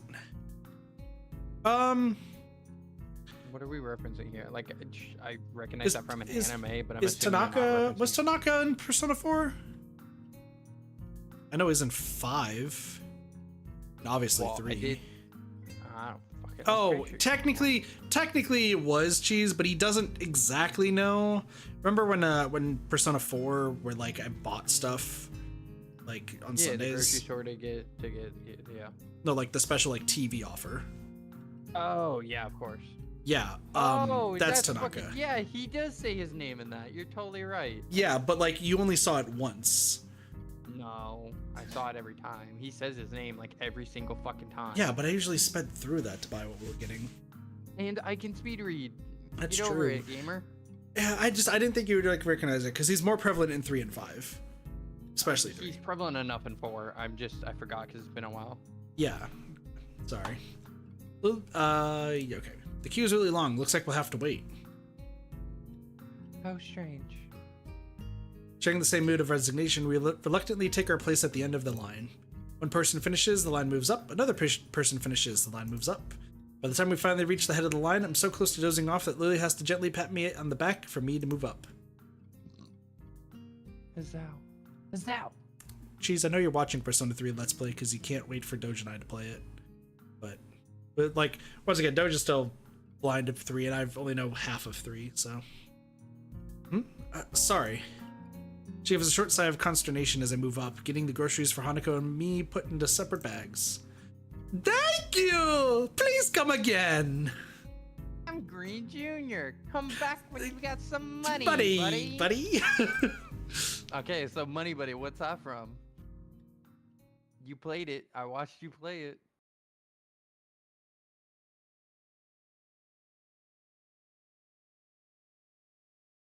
No way, really? You're gonna forget?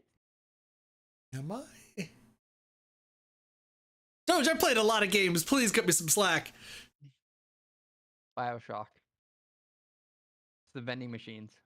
Really? With the clown on it, it goes, come back when you got some money, buddy. Okay, to be fair, I didn't pay too much attention to like what was said on the vending machines. Because no, it's not written on it. It literally says it. Yeah, no, because I was more focused on like trying to make sure I do everything properly.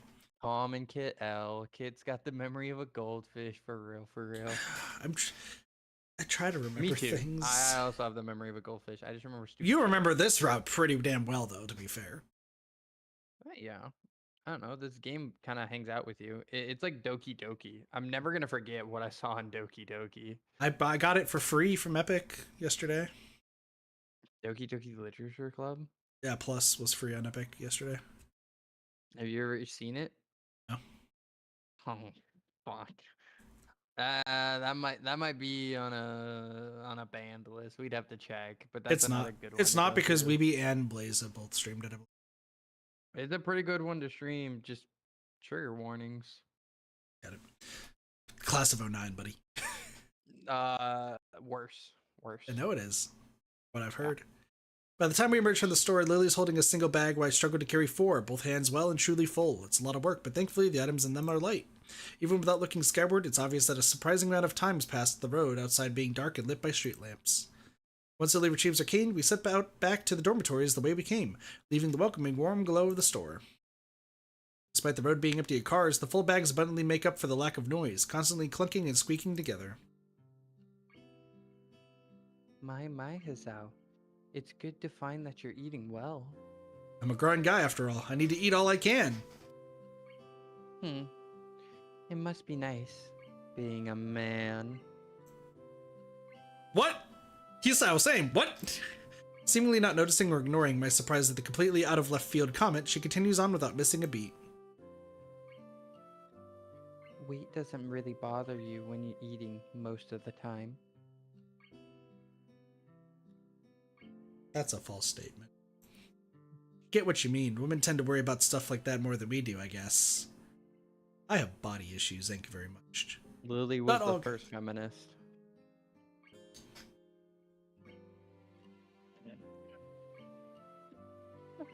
The silence. Exactly. It makes me somewhat envious, to be honest. It's not like we can outright ignore it. With an affirmative nod, we continue on our walk. Huh, that's right. What is it? Hanako mentioned your birthday was earlier this year. Do anything special for it? She gives a long pause, lost in thought for a few seconds as she recalls the event. Not really. It was just Hanako and me having a little party during the night after school. Your birthday's supposed to be a big event, you know? Sounds like a pretty lonely way to spend a birthday, just her and Hanako staying overnight. Birthdays always felt like a family occasion for me. There were a time where, in spite of their full-time jobs, both my parents would make an effort to be there for the day or at least for a party beforehand. Reminds me of how Lilly mentioned she hadn't seen her family in such a long time, and even ended up moving away from Akira's house afterwards. But I guess it's the same in situations as mundane as these. Considering her inability to read the packaging, just getting groceries would be a pain without somebody else around. In the end, she just has Hanako and me and Akira when she's off from work. But be that as it may, she still seems to have many more distant friends among the students, not to mention people like Yuko. It seems to be her own choice that there's such a separation between those who are close to her and those who she only socializes with. It humbles me a little to see how much Lilly seems to have her life set up and going just as she wants. Yeah, Hanako is there for her to celebrate her birthday, and I'm here helping her with shopping. It's a weird kind of symbiosis, I suppose. Are you here right, Hazao? Sorry? You just seem to go very quiet, that's all. Sorry, I was just thinking. Oh? You dare approach me? Now I've piqued your curiosity. It feels kind of overly personal to talk about, though. This one matters. Tell the truth. Tell the truth. It was just I was thinking about how you seem to have everything so sorted out. Even with Hanako relying on you, I can admit that even I kind of relied on you when I first transferred in. I think it's a good quality to have. I turned to Lilly, surveying her reaction. She's forcing herself to look forward and furrowing her brow quite a bit. Her face looks a bit awkward, as if she was trying to find just the right words. Lilly? I would thank you, but assuming that I don't rely on the presence of others is too much. You'd be wrong to think that Hanako simply depends on me with nothing in return. She seems to have a bit of trouble saying it, even though it's already what I thought already. If she's tried so hard to maintain her independence, as anyone would have had to in her position, decided or not, maybe she finds it hard to talk about her own needs. It's only now that I realize an omission of what she says, though. I decide to follow it up, largely in jest, to avoid things getting too personal. Oh, and what about me? She suddenly runs ahead of me and turns, blocking me off. With a smile, she holds her hands behind her as she leans forward. You're different. And with that, she turns back and continues to walk ahead of me, a newfound spring in her step. All I could do is raise an eyebrow and give a dazed grin. I don't think I've ever seen this playful and teasing side of her before. So, I'm different. It's hard to work out the exact context, but knowing her, this ambiguity was intended. Our relationship has been changing, at the very least simply because I've begun to stand on my own feet more and started getting more curious about the situation of those around me. As to why, probably makes a personal curiosity and want to try and work out how to deal with my situation. I'm less sure of Lilly, though. That's why her own statement, so similar to my own feelings towards her, throws me off so much. Watching her make her way up the street, cane tapping from left to right, I decide to settle the matter later. Just smile. This is a nice side to her, and I don't want to forget it. Eventually we get to the girls' dormitories, both my arms aching from the weight of 2 sets of groceries. We're finally here! Whew! I bend down to wipe my forehead with the back of my hand. Lilly stops in front of her door and sets down her bag, fishing around in her pocket for the key. Thank you, Hazao. I really appreciate your help. I thought we were about to ask Lilly out. Darn! No. This is nothing. It might be nothing to you, but it's definitely something for me. With that, she steps through their door, closing it behind her. I blink. Those were nothing but honest thanks, but I can't help feeling something different about them. Anyway, I have something else to do before I can mull on that at my leisure. I turn back to the door to Hanako's room and proceed to knock twice in quick succession, the bag still in my hand rustling together. After a couple of seconds, the door slowly opens. If one weren't looking closely, they could be forgiven for thinking it hadn't moved at all. I twist my head to the side and try and peer through the tiny sliver of a gap between the door and the door frame. Hey Hanako, I got your stuff. Ah! With that, she opens the door completely, making her plain room visible over her shoulder. Sparsely decorated, it's probably even more unremarkable than my room. I hold out my right arm, both bags almost pulling it straight back down with their weight. Thank you, Hisao. I'm sorry to make you carry them all this way. It's fine, don't worry. Just don't make me do it every day, okay? I pass the bags to her as I give a lighthearted chuckle. After the initial transfer of weight, she manages to take them easily. I'll be off then. Night, Hanako. Good night. See you in class tomorrow. With a deep bow, her groceries still held in both hands, she steps back and shuts the door. Making my way back to my own dorm, I put one bag into my other hand to balance them out. Even as I do so, I can't get Lily's lighthearted smile out of my mind. When I'd first met her, it would have been nearly impossible to imagine her like that. Indeed, it feels like we've become closer in the past few weeks since I first got to know both her and Hanako. The time that I spend with her each day, the small exchanges of happiness we share, the small moments of joy as I get closer to her. I'm far from certain, but I don't think these are just normal feelings of friendship. Once I return to my room, I store away my groceries and begin getting ready for the night. I swapped the school books in my bag for those I'll need tomorrow, pulling out the yellow envelope Misha gave me earlier in the process. I'm gonna say right now, if you do not want to cry, get the fuck out of the chat. Alright, go ahead, Kit. I'm reading all this then, right? Yeah, have you seen this? Nope. I don't think so. Good luck. Good fucking luck. I got so sidetracked by one thing after another that I couldn't deal with it earlier. Who could have written me, I wonder? Oh, is this the former crush? Uh-huh. I think this might have been in Emma's route. I think this is a constant. I'm pretty sure it's a constant. I'm pretty sure falling asleep in class is a constant, and this is a constant, but... The name neatly adorning the back of the envelope freezes me in my tracks. It's been so long since I've seen her writing. There's little chance I could have identified it as hers otherwise. Iwanako. Why should she have written me? I can't think of any good reason for her to do this. I almost don't open the letter, but there'd be a little point to that. If I just left it alone, its mere existence would gnaw at me until I did something about it. Yeah, I definitely remember this. Well, I remember this, but I don't remember what exactly is in the letter. So, like I said, if you don't want to cry, leave now. Look down at the piece of paper on my desk. Its bright and summery decoration beaming happily at me. The lettering is in pink, jarring badly with the yellow sunflower border on the card. The handwriting is neat. The characters have been written thoughtfully and with an unusual amount of care. I'd barely given the letter a second thought when it was given to me, but now I can't get its contents out of my mind. Alright, Jigsaw, have a good night. Take it easy. Well, I'd like to say that I don't know why she used such an old-fashioned method of communication. Considering a phone call or an email would be both much faster and easier, the answer feels obvious enough given the context. A letter leaves a comfortable distance between the sender and the recipient. Unlike a phone, it isn't required that you engage in conversation, and unlike email, there's less expectation of an immediate reply. Statements such as the third years seem to be very anxious about the final exams, and it's so weird to think that we're already seniors, isn't it? Aren't just small talk. Small talk that could have been achieved by simply replying to any of the messages I sent her while in hospital. The ending, though, is the true reason she sent this. The last couple of lines added almost as an afterthought. I wonder if we will meet again. Perhaps it's for the best if we don't. It's a statement that should hurt. I always heard breakups are nasty stuff, but it feels like this is simply a reaffirmation of what we both already knew instead. It's the preceding text, no more than small talk, that makes me feel most uneasy. Can't figure out why, no matter how long I sit here and look down at this bright and summary piece of paper. If you would like to correspond with me, by all means write me back. It's plainly obvious that this is not the type of letter to be replied to. In the end, this letter is no more than a simple abdication of responsibility, a final statement to reassure herself that our relationship is over. As such, I find I have little problem in scrunching the letter and envelope into a ball and tossing it into the waste bin, ridding myself of its existence. I go to bed with mixed feelings, cheated out of a pleasant evening by this intruder from the past. Ironically, it takes a while before I can manage to sleep. That wasn't that bad. Dog, that message fucking broke me the first time I heard it. Is it possible because I've never dated anybody? It just doesn't hit with me. You've never been dumped. It would be more to the point, but yeah. That's fair, because I've been rejected countless times. Yeah, but rejected is not Dumped. not dumped. Yeah.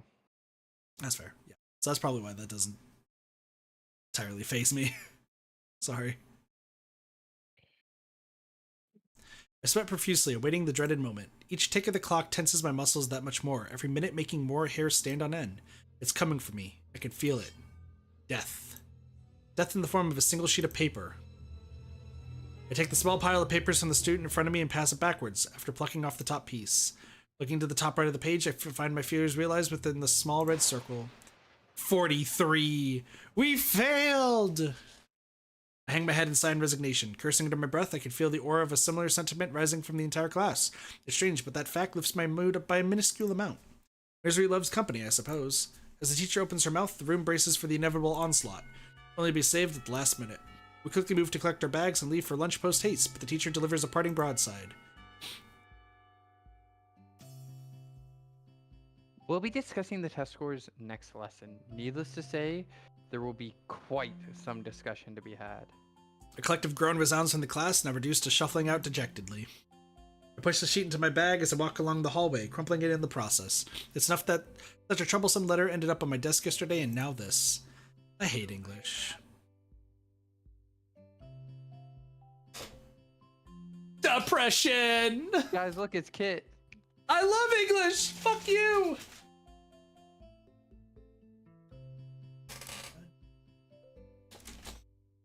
One second.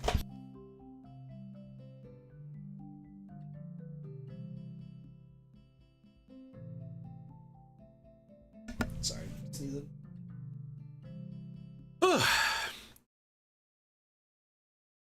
Is this Emmy?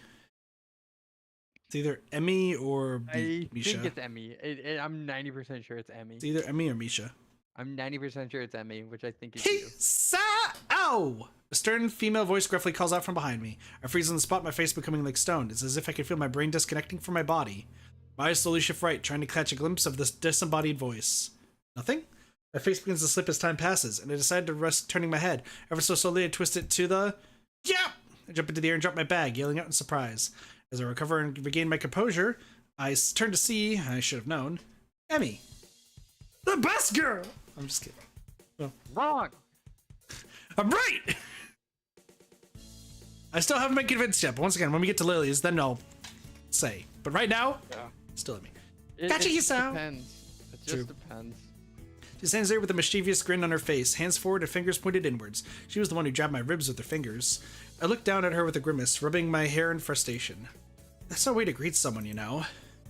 You have no sense of humor. Left my sense of humor in my English class, complained to the teacher if we wanted to give it back to me. He pulls her best puppy dog eyes on me as she pouts. Lily's managed to build up my resistance to the tactic, but Emmy's short stature adds enough to the effect to make me relent. So, how are things? Haven't seen you around for a while. Same old, same old. I run so fast nobody wants to join me in my morning runs. It's a real pain. Her modesty never fails to amuse me.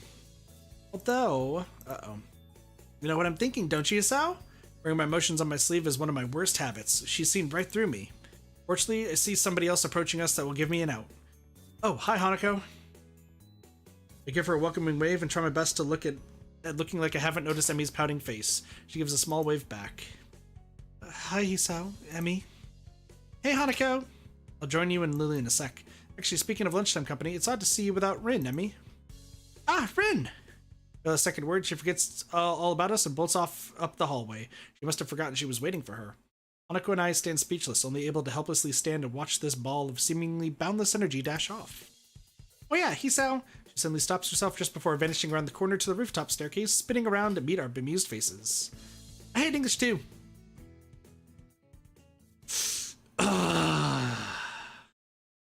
Welcome to the Kit Talks to Kit party. It's every day. Every day, bro. It's technically...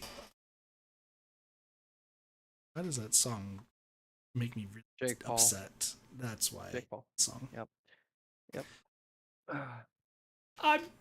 It's how I stream, because I have to talk to myself a lot of the times while streaming, technically. Just try not to think about it like that. With that, she disappears. All I can do is hang my head and give a long sigh, thoroughly left in the dust. As I hear a short giggle coming from behind me, I turn to see Hanako smiling at the corner my attacker rounded. I pick up my drop bag from the floor and quickly dust it off. Afternoon. Been busy? You don't like English? Oh, nah, I had a test on it a while back and Emmy caught me brooding about the results. Ah, sorry. She averts her gaze, guilt written onto her face. A casual observer would think she'd just accidentally reminded me of a dead relative. Come on, it's not your fault. How are you doing in it? She looks up, though still avoids meeting my eyes. All right, I suppose. An awkward silence passes. They seem all too common around Hanako. Oh, Lilly asked if you'd like to join us for lunch on the roof. Guess I don't exactly have any pressing engagements to attend to. Sure, I'll be right up. I'll go get my lunch from the cafeteria now, then. Go on, you don't need my approval to leave, you know. Okay, I'll be going then. She gives a skittish reply, a small nod, and quickly makes off towards the cafeteria. Guess she must have forgotten to bring lunch today. As I walk through the hallways, more and more students start to come out of the classrooms and pass me, going in the same direction as Hanako went. By the time I manage to make it to the stairs, I'm having to push my way past a busily chatting throng of students. Finally managed to get past the last of the crowd and round the staircase, slumping slightly in relief and slowing my pace before I open the door to the roof. Ah, damn! I momentarily avert my eyes, all but blinded by the harsh summer sun. Oh, yeah, the roof. That's where Emmy and Ren usually are, too. Shit. As I slowly regain my vision, the surroundings finally take form. Lilly, Emmy, and Rin sit together on the rooftop, the top of the hilltop forest around Yamaku visible past the fence around them, as if to frame the view. Ah, Hisao! Lilly and Rin give a quick nod of acknowledgement and a deep nod of greeting respectively. I start walking towards the rather mismatched trio and can't help marveling at the speed with which Emmy devours the rest of her half-eaten banana. Hey, strange to see you three together like this. It seems to have been quite the day of coincidences. Emmy and Rin decided to eat on the roof just as Hanako and I decided to. I don't think it's so much a coincidence. Emmy and Rin always eat on the roof.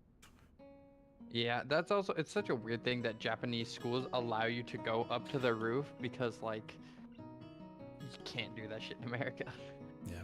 You stole it! The spot was ours! Simmer down, you can't steal a place at the school. Plunk myself down beside Lilly, the four of us creating a semicircle.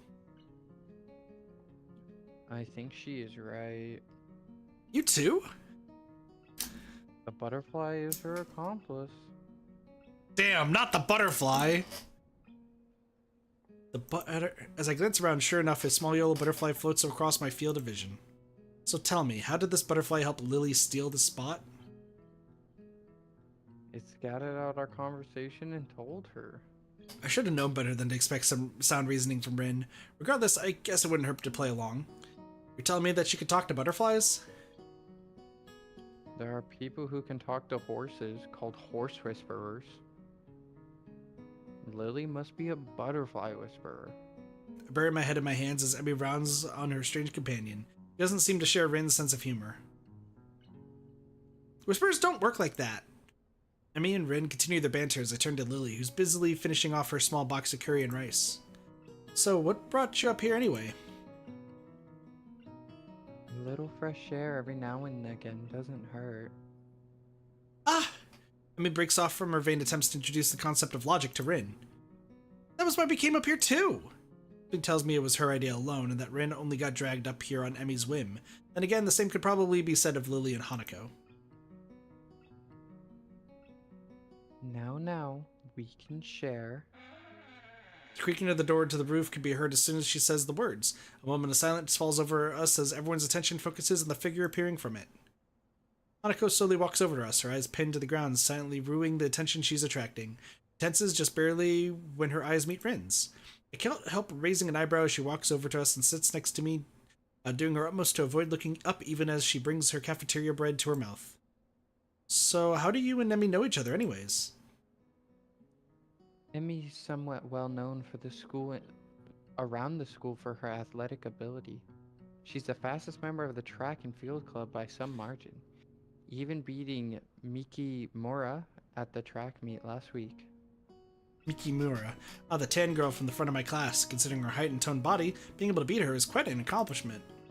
Looking over to Emmy, it's very clear she's well aware of the fact that she beams proudly.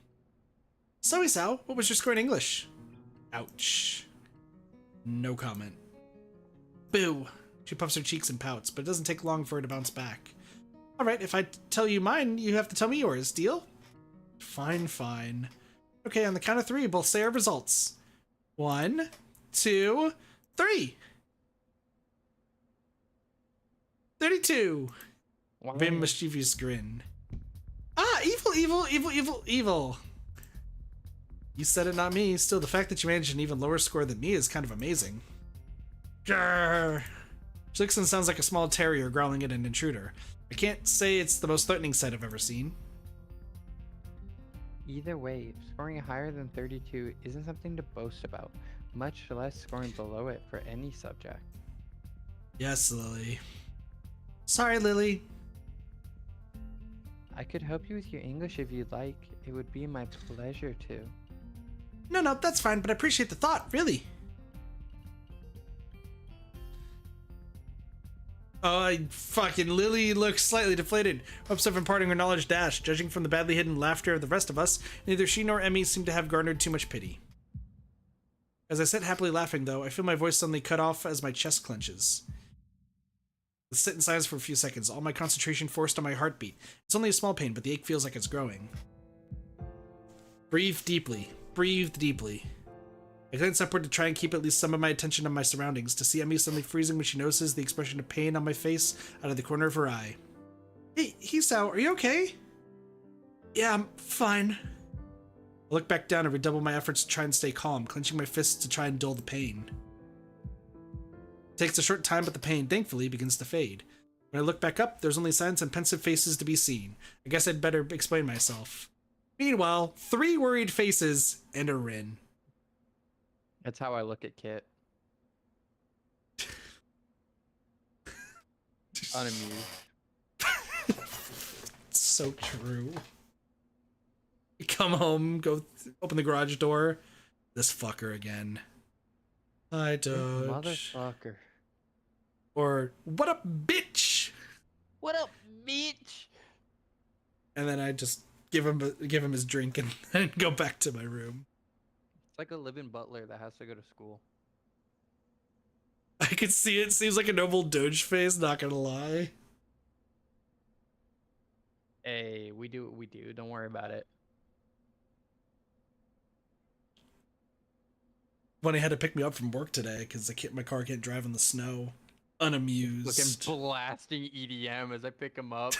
Dude, all my coworkers, probably none of my coworkers heard it, but I was like, great music. I don't think any of my coworkers listen to EDM. I had a thought where I was like, I either push it to 20 so where they all clearly fucking hear it, or I keep it at 10 and accept that I'm just not gonna do this to Kit. And I decided on the 10. You could have done 20. I wouldn't have cared. I know you wouldn't have cared, but your coworkers might have cared. I also thought the old lady was a customer and was like, ooh.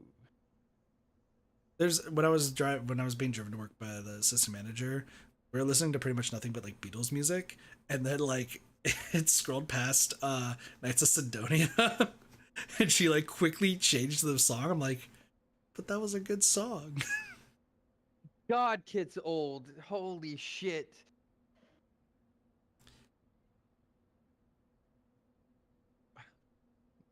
Anyways. That's from Guitar Hero 2. Exactly, 3. you old fuck. I need to go to Goodwood, get a guitar or Rock Band. Me. If I get guitar, I told you we would try. I didn't know if you want to play guitar or drums or what. I'm basic guitar. Okay, so I'll find 2 guitars while I'm gonna probably stop over there. Like I literally for lunch tomorrow, I'm probably gonna be going grocery shopping and then Goodwill. You know, Kit's old. I know, it's depressing. Hey, y'all, did you know Kit's fucking grandpa?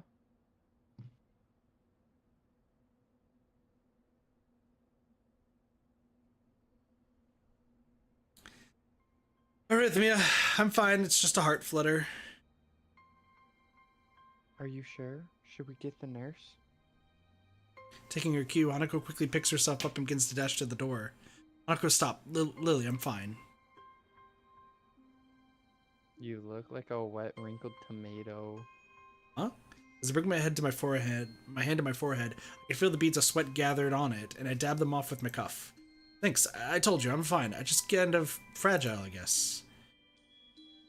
The entire atmosphere has changed from one of giddy to downcast faces.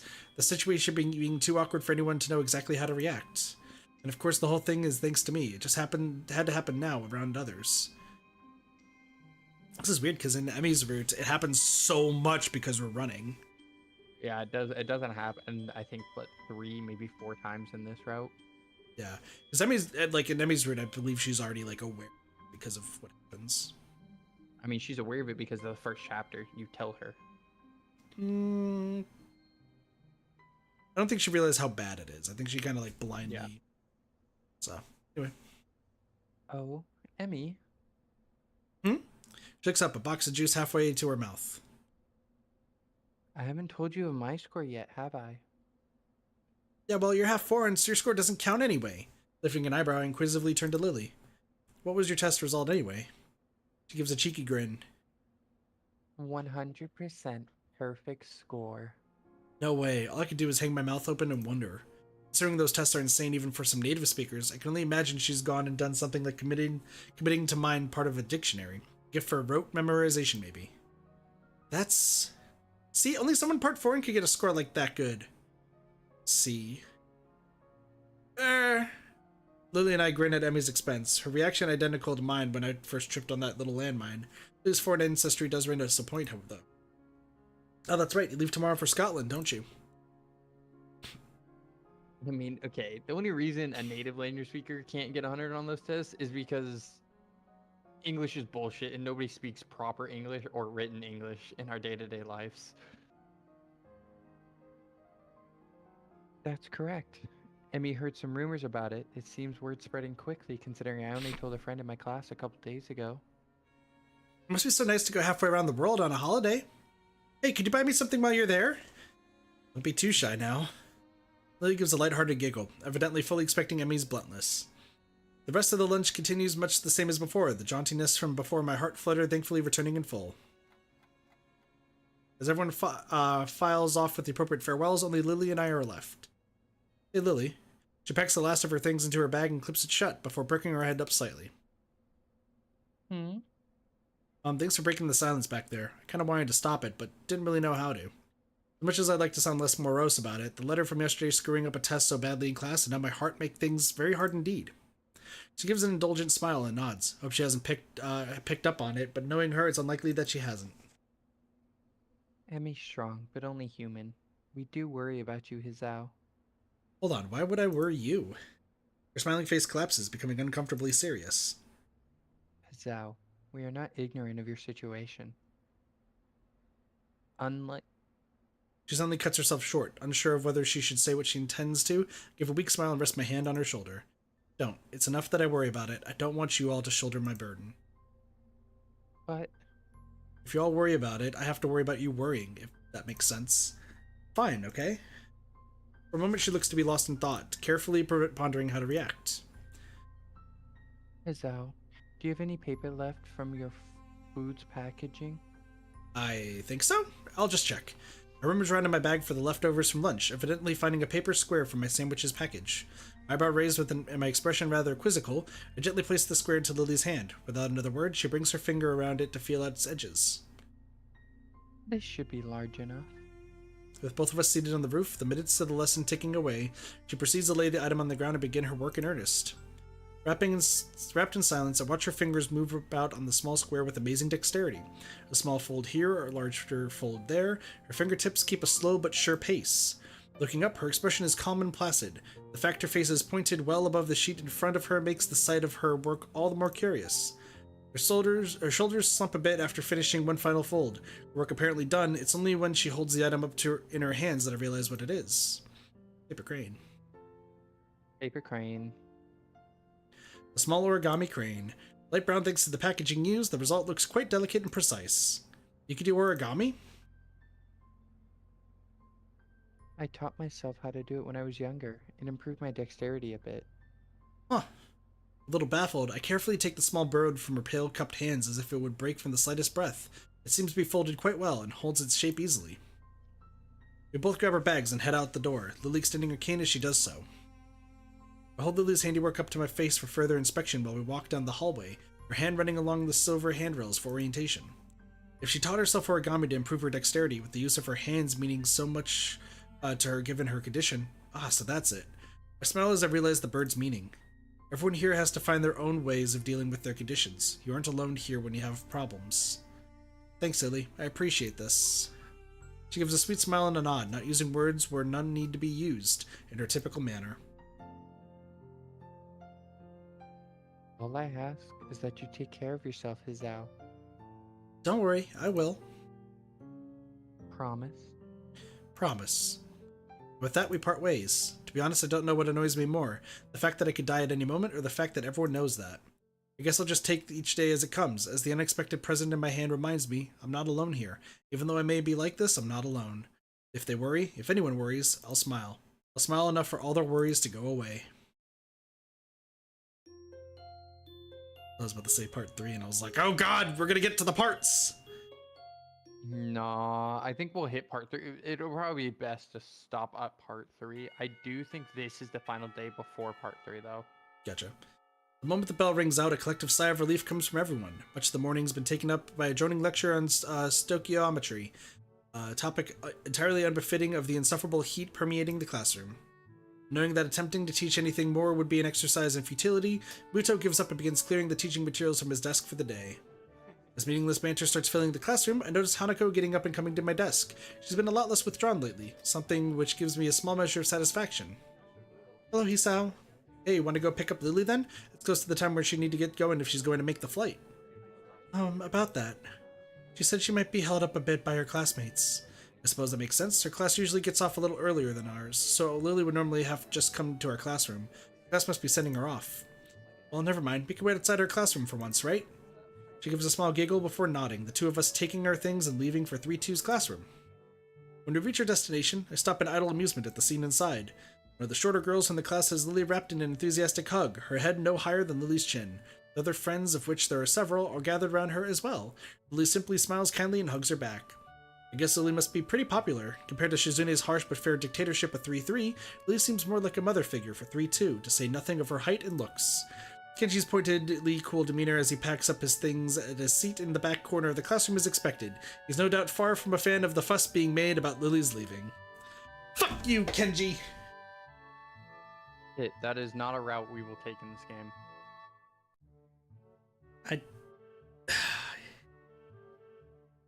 Even a route. Looking beside me and seeing Hanako following my gaze, I decide to finally enter the room. Afternoon, Lily. It's just me and Hanako. Hanako withers noticeably when exposed to the din being made around Lily. Try as she might, I doubt she'll ever completely get over her social anxiety. Hello. Lily manages to work out our position reasonably well, her classmates detaching herself without a second word. A look of slight exasperation is written on Lily's face, though I can't say I blame her. Hello, Hizao, Hanako. Do we have much time before the flight leaves? I give a quick glance at my watch. Taking the trip to the airport into account, there's a good 10, maybe 15 minutes left while still allowing for contingencies. Yeah, we still have a few minutes to kill. I wouldn't worry about missing it yet. Oh, is this Hanako? Uh-oh, I think we just inadvertently become entangled in Lily's social web. The girl I knew it was a girl. is probably part of the legally blind fraction of the class, like Kenji, giving her almost window pane like spectacles. Her short, roughly cut hair gives her a look that fits her excitable expression.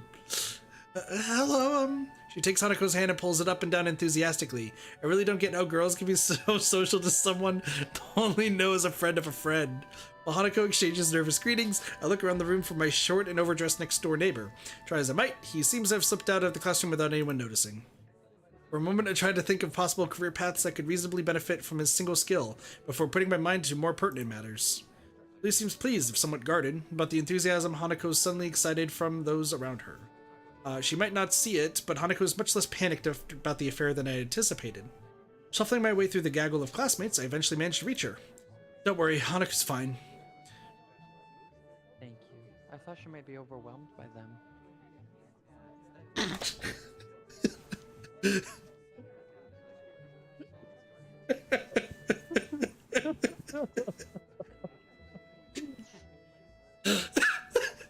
Such a deep voice you have, Grandma.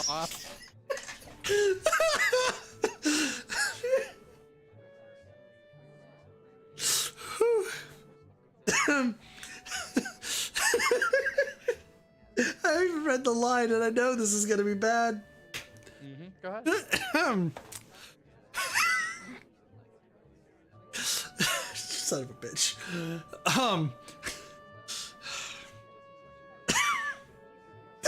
can't stop laughing.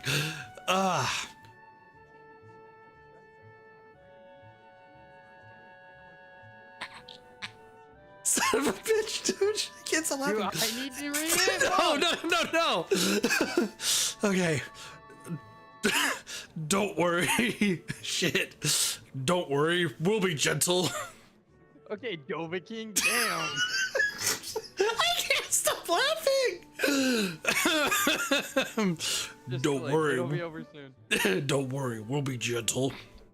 Both of us grimace in unison. Hanako's nervous grin stays plastered on her face as another couple of girls moves in to meet her. It's kind of a... What's going on? I accidentally gave a girl a very deep voice. Not paying attention. Is the Dragonborn. Dova King. It's kind of amazing that even just a month ago, she'd never been able to cope with a situation such as this. Even when I first met her, the two of us completely alone, she sprinted from the library. So, got everything you need? It's all packed. I just have to go by my room to pick it up on the way. And Hanako and I need to change. I guess we'd better get going then, Hanako. Hanako's head flicks up towards us in a flash, her face rather unmistakably appreciating the chance to extricate herself from the small group gathered around her. Get coming! The long taxi ride to the airport is surprisingly pleasant, despite the three of us being rather squashed together to fit in the small back seat. On the other hand, maybe despite isn't the right word. Lilly pays the fare to the driver as we file out, Hanako's eyes flittering left and right. Thankfully, there aren't too many people around, most of them being inside the main building rather than milling around outside. It isn't hard to spot Akira and Hideaki leaning against a fence while talking to pass the time. Excuse me.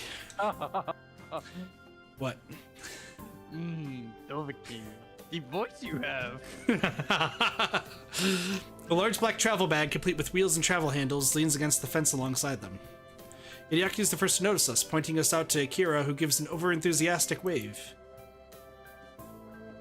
Hey. I grab Lily's travel bag for her as we go to meet the two, and earning a nod of appreciation.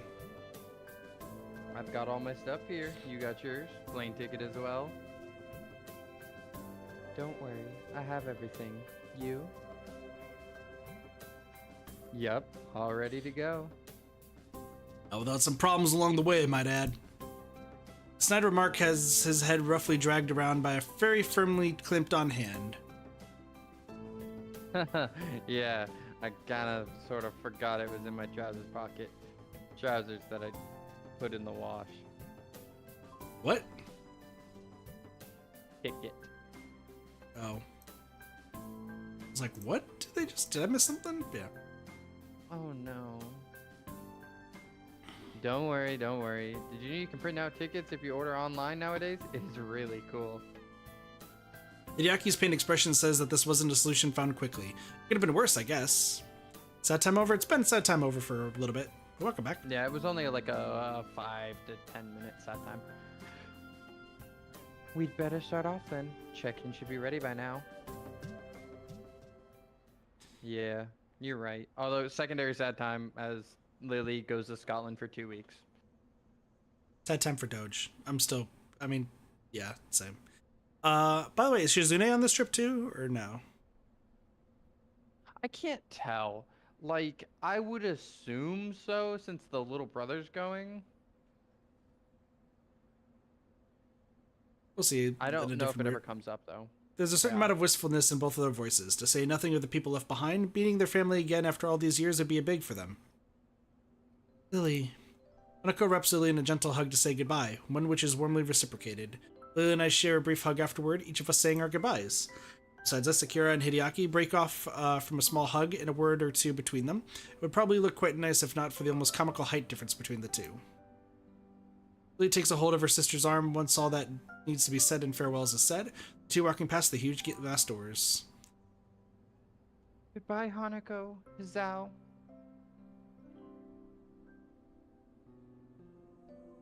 See ya. Don't do anything stupid, shorty. We wave at them until they disappear from sight in the throng of people moving about inside. Then, we're alone. Well, that's that. Both of Doge's characters went on a plane.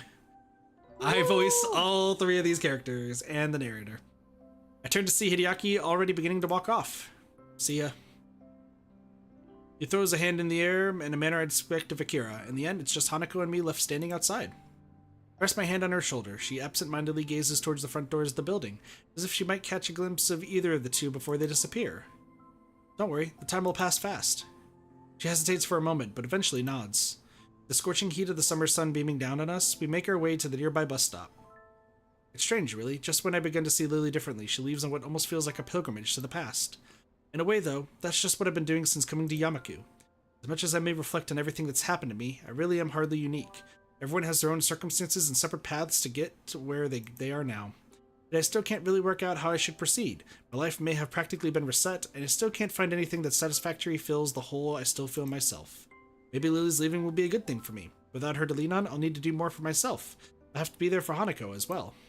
It feels strange to have so much changing so quickly after my months in that hospital that seemed to exist so separately from reality. That's all the more reason for me to keep focused. I can't let any opportunity slip out of my fingers in an attempt to rebuild my life.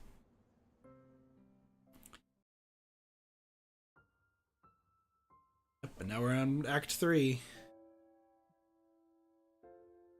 Present.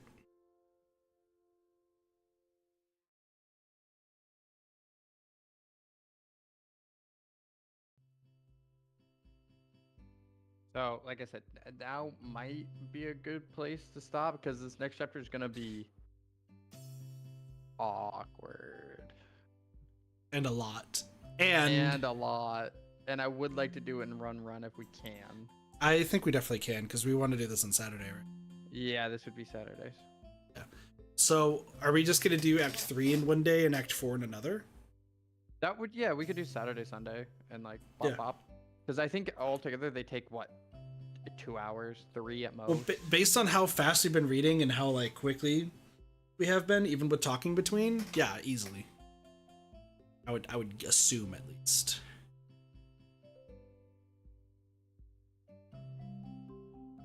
So that's my idea. Yeah, no, I agree. I mean, pretty much the first stream was like getting through all like some of the Act 1 stuff and starting Lily's route. I think it was good that we did split Act 2 into like 2 different parts. Though I feel like I'm gonna assume that maybe Act 3 is more we're gonna be learning a lot more. No, not you're not gonna learn a lot. The relationship is just gonna develop a lot. Which is the same as learn Emmy's. a ton. You don't really learn a ton. There's not a ton to learn. Like you said, you pretty much learned everything. Her dad's in some megacorp and had to leave, and then this sister's kind of working her way through the megacorp headlines, and Lily wants to be an English teacher. That's basically it. Gotcha. So, because I remember that like with Emmy's route, 2 was like learning bits and pieces and like kind of like an overall structure.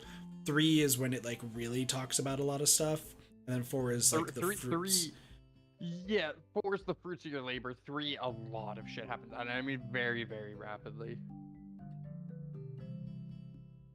I'm intrigued to see what happens.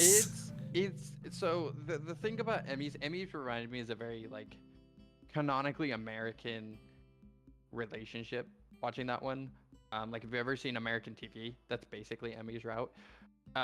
This one's a lot more like 90s deep romance storybook kind of angle. Like this is like the textbook like Cinderella sort of. Yeah, it's so much about love and like caring and taking things very, very deeply.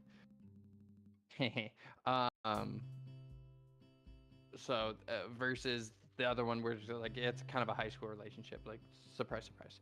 So I'm guessing that's probably like why a lot of people also like really enjoyed the game and all the routes, is because like each one is a different take on a relationship.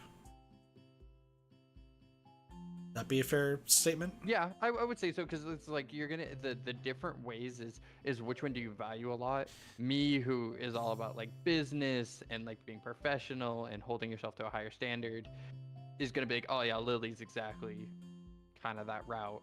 Whereas you, who's just kind of want somebody to take the reins from you, you're gonna prefer an Emmy route. Yeah. I think now we're coming into like understanding how we both work essentially. Yeah. Because like I think at the beginning, I think both of us were like confused why we liked each other's like, or why we like our who we like in this game. Yeah. Because like I can see the physical, I suppose, aspect for like Lilly and such, but like wasn't understanding it even after like the first stream we did of this. I was like, okay, like she holds herself up to a higher standard, but not entirely my vibe. Yeah, and even a little too professional for you, I think. Yeah, and meanwhile with you don't understand the whole other person takes the reins and me being very like passive. Yeah, exactly. And like somebody being essentially all about you. You're just kind of quietly yelling. It would be interesting to see like the other ones, because I would imagine that Hanako's is essentially dating somebody with trauma is what that one is. I would assume so. I would assume that's a caretaker's route where you love taking care of somebody and like putting those steps forward. And then Rin would, I assume, be the sarcastic asshole style. Like both people being like assholes to each other. Yeah. But Shizune, I guess that's why like Shizune with the third person is you're also like taking into account. Yeah, right. Like I'd assume she's very direct, but we'll see, because she feels also like she would control the relationship a lot. But no, you know what I think Shizune's is? It's essentially another way of putting their friend is the one telling you what's going on. Like the person can't express this to themselves. Yeah, whether the person can't express to themselves, so they have their friend do that until they open up. Fuck that shit. Hate that. So I think that's which is really really clever to have the mutant deaf girl do that, because you know she has to have her translator do that for her, and you also have to like then take into account the friend's feelings, you know. Yeah. Because like I'm thinking with Shizune's route, like what would happen if Misha develops feelings for Hisao? So she's reciting like she's right? Like, do you have to play the friend group? I don't know, because like is the bad ending you technically go for Misha and they both tell you to fuck off? Like I don't know. I haven't. Yeah, I don't know either. And even with like Shizune, like if that's the case where Misha does develop feelings, let's say you have Shizune trying to like before like Hisao probably learned sign language, everything to communicate with her, still using the friend to communicate. Like what if Misha's feelings conflict with what Shizune What if wants? she lies what Shizune said? Yeah. Okay, now like with that being said out loud and us like kind of realizing it, honestly I can now see why this game Shizune's might be 3. We might do Shizune's next. Possibly, but like I see why this game is held in such high regards, because like I remember when I first played it, I was like, man, I really love Emi's route. Like Emi's route's fantastic and it's great, but like I don't understand why. I still kind of didn't understand why this game is held in such high regard when it comes to like visual novel and dating sim. Yeah. Because like once again, I've seen a little bit of the game. I played through Emi's route, really liked Emi's route, but like still was like, I feel like there could be some better ones. But now with us like realizing that, oh, it's more like seeing the relationship of like the different styles of relationship. Yeah. That's really cool. And they do, like, let's be real, they do it really, really well. And the person's first route that you would do is probably the person you actually naturally gravitate towards. Yeah. Which hit fucking nail in the head for me with Emmy, hit the nail in the head for you with Lilly. Imagine other people who play the game, like, they probably were originally going to do based on like looks or something, but then because the personalities are set so strongly in the beginning, you find yourself naturally gravitating towards somebody. Now with the Kenji route, I think the Kenji route is if you're like asexual or you just I think with Kenji's route, I think it's if you're confused, unlike if you're not sure what you want. And the game and if you switch back and forth between them, I think you end up on the Kenji route. Yeah, because Travis said that it was actually like really easy to go into the Kenji route, from what I remember way back when. If you don't nail the answers, you end up on the Kenji route. Yeah. So with that being said, I think somebody who's indecisive gets the Kenji route, and it's the game essentially telling you, hey, figure your shit you can't out. be indecisive in a relationship. You have to be confident. Decide and go for it. Yeah. Yeah. That's really fucking clever. That's really cool. I like, yeah, no, it's good time. It is. It is. It is. Just want to make sure that okay, cool. Like, no, and this, when was this game made? Like 2010. Do you want me to grab you a date real fast? Hold on. Katawa Shoujo. I have it 2012. pre-typed. Really? Yeah. Yeah. For some reason, I was like, it autofilled like Katawa Shoujo 2 release. I was like, what? It's like, no, there won't be a Katawa Shoujo sequel. I was like, all right, cool. But 2012, so 12 years ago. It makes sense for Hideaki's, I guess, like how that's portrayed. Yeah. But no, that's really fucking good writing and good, like... It's impressive. And I think a lot of I think Japan focuses more on storytelling than we do. Oh, absolutely. As Persona, like let's be real. Yeah, Persona, this game. I think AI. Life is Strange was American, though. And like that one obviously had some really amazing storytelling in it. But It's that the thing is, with Japanese Few and far storytelling, it's very, very detailed and very, very, like emotion driven. It's a lot of pathos. If you yeah. ethos, Yeah, pathos, of and course. logos. Yeah, it's a lot of pathos compared to American writing, where I think it's a lot of ethos. And the problem with ethos is that not everyone can connect to ethos, while everyone is connecting to. Yeah. But there are some, there's some English writer or some American writers. I myself really want to be one of them in the future because of how much I enjoy writing stories,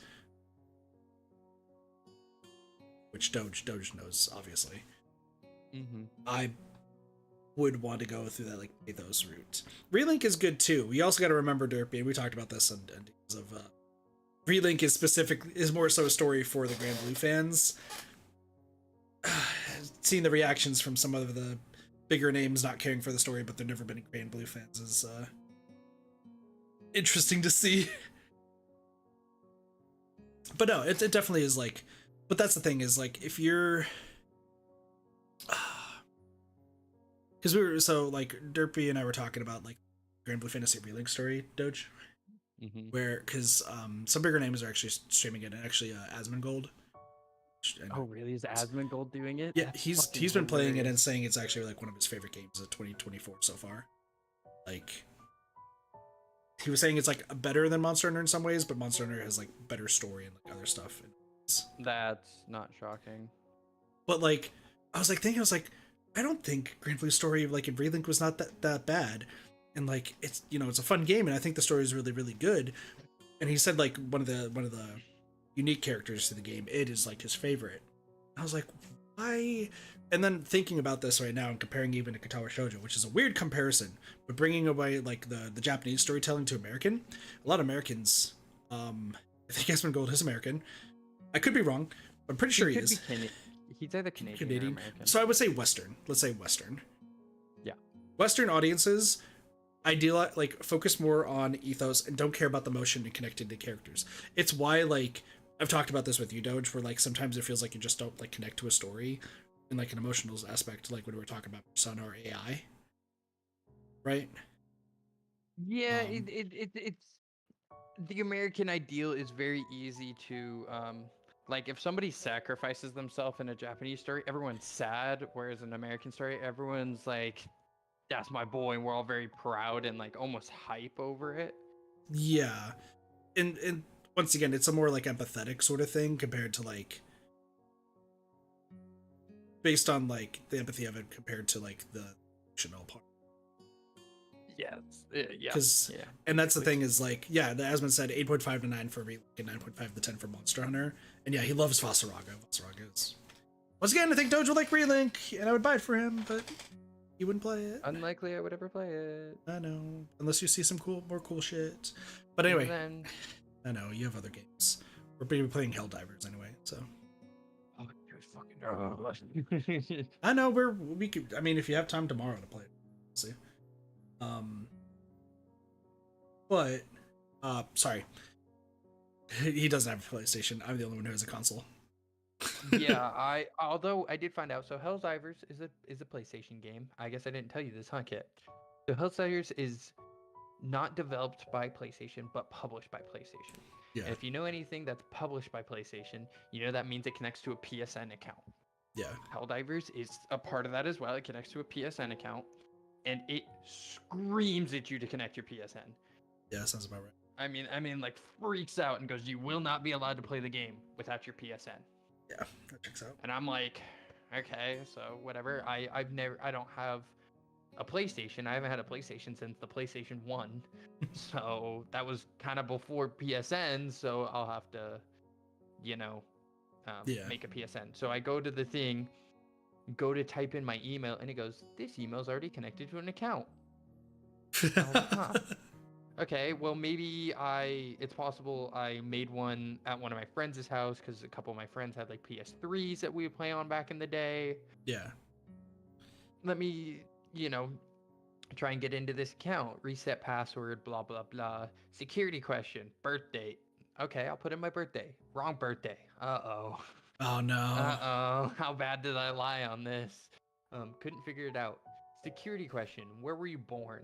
I'm not going to say the answer, but Yeah. I don't know if I put the hospital, the city I grew up in, or the city that the hospital's in. And there's a couple ways to type the hospital, and I could not figure it out. So it goes, call PlayStation Network. So I called PlayStation. I was like, "Hi, I need to get into this account. I don't remember the answer to my security question. Can you help me out?" And they go, "Yeah, we just need the original serial number off the first PlayStation you ever logged into." Fuck. Fuck you. Yeah, like I have that. I have the email. I have the phone number attached. Like, can I just give you? And they're like, "Nope, this account's dead forever. Sorry." Jesus. And I was like, "Are you fucking kidding me?" So I go back to Helldivers, and there's a skip button. Yeah, it doesn't do anything. You don't have to log into PSN. Figured. But I spent almost 2.5 hours on hold with PlayStation Network just to be told, yeah, it doesn't fucking matter. Yeah, sounds about right. So that was a fun day today. Anyway, Or back a couple days ago. to stories. But the last thing I was gonna say story wise though, and like why I think there's some people who are like feel like passionate about stories and such compared to others is just because of the style it's written in. Yeah, exactly. I think style has a lot to do with it, and it's not something I've ever put much thought into. But it, why do the Call of Duty sell so well over here and in most of the Western world, but not really in the East? That's not completely fair because obviously something like Dota sells well in the East and not really in the West. But yeah, but it's like also said, just games the style. like this. It's the style of writing, right? Yeah, In this Katawa Shoujo, really a known game. It's a cult classic. Everybody Exactly. that plays it loves it to death, but not many people play it. Here's the thing. I think if anyone were to play this game, even if they're not like too fond of like Japanese games or something, right? Or Japanese style writing, You'll find a route you enjoy. Yeah, you will find a route you enjoy, and you'll find something you can relate to and understand. Yeah, I mean, it goes over a lot of major things. Obviously, we saw him deal with rejection or dumping, kind of depending on how you want to spin it. We've seen him deal with family problems. We're seeing him deal with social situations he's just not quite sure how to deal with. I mean, there's all types of situations here. Oh, there's a lot. It's really good. How much does this game cost? I think it's free, isn't it? I don't know. You're the one that owns it. It's either free or like $10. It's not on Steam. It's on its own. It's on its own thing. You have to go to Katawa Shoujo, Katawa-Shoujo.com. There's a download button. Yeah, no, it's free. Okay. It's free. So it's free. So yeah, like you said, I mean, and it's, I think per route you're gonna spend like 4, maybe 5 hours, depending on how fast you read. Speed through it. Yeah. You don't even have to speed. It's just us having conversation and stuff is making it slow. Any game that you see streamed will probably have an artificial boost in its playtime because streamers gotta stream. So, I think overall, I'd say like 4.5 for a standard route. We're doing one of the longer routes right now. Lilly's is again very deep, very emotional, very romantic. So there's a lot more fluff text. He takes the control and Yeah. drags you, which I'm all for. That's a good time. Yeah, and we're gonna be finishing Lily's route probably this weekend. Hopefully. I think we will. Saturday and Sunday. I believe so. Yeah. Yeah. During the day. Yeah. There'll be day streams if Kit and I can actually manage to do a day stream for once. We did last week. We Did played games. We played games. I think you're right. Yeah. So, But yeah, no, yeah, that's really it for me. Yeah, no, it's just fun talking and playing games with you, Doge. But also, like, this game is just a good. And I'm interested to see where this goes. Nocturnal Game for Life. Well, we have a lot of game. Doge is excited for a whole bunch of stuff coming up. We also still have to go back to Pal World. Still have to go back to. You know what I saw us drop? I was scrolling through my library. It was in one of those moods where it's like, God, nothing sounds good to play. So I was scrolling through my whole library. Yeah. And I clicked on Pit People, and I went, ugh, forgot about that.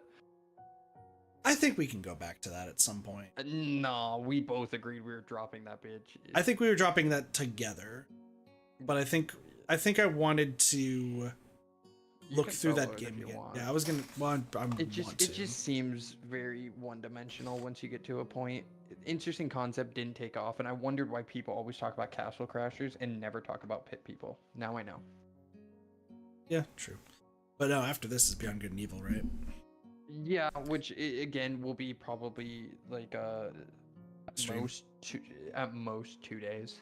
Because if we do again after work, we get like 4 or 5 hours, and I can get through the game in that time, but I don't expect you to be able to get through the game at that time. Because 1, you have to learn the controls. 2, there's a couple of boss fights that are probably gonna piss you off, and 3, there's some hidden shit that unless I help you will probably take you a little bit. Gotcha. Battle Block Theater. I still need to beat that game on Expert. God, I loved that game. Such a You want to great be? game. Do you want to be my partner to beat Expert? See, okay, I always could never find anyone that actually wanted to take that game seriously. Yeah, no, I beat it. I beat it once with Mike Champ from Weeby server way back when. Who also still streams. He plays a Donkey Kong 64 randomizers now. Huh. Good choice. Which also I want to do at some point. So anyways, yeah, that's the end for stream. We will jump back into this Saturday. Yeah, Saturday. I'm still gonna be streaming. I'm just gonna end off stream and some food away, and then we're gonna be playing some more Islands of Insight without, snow. Fucking ending thing. Hopefully, I don't know. It's touch and go if it's supposed to hit us tonight. Well, it's supposed to be early enough. You should be good to go.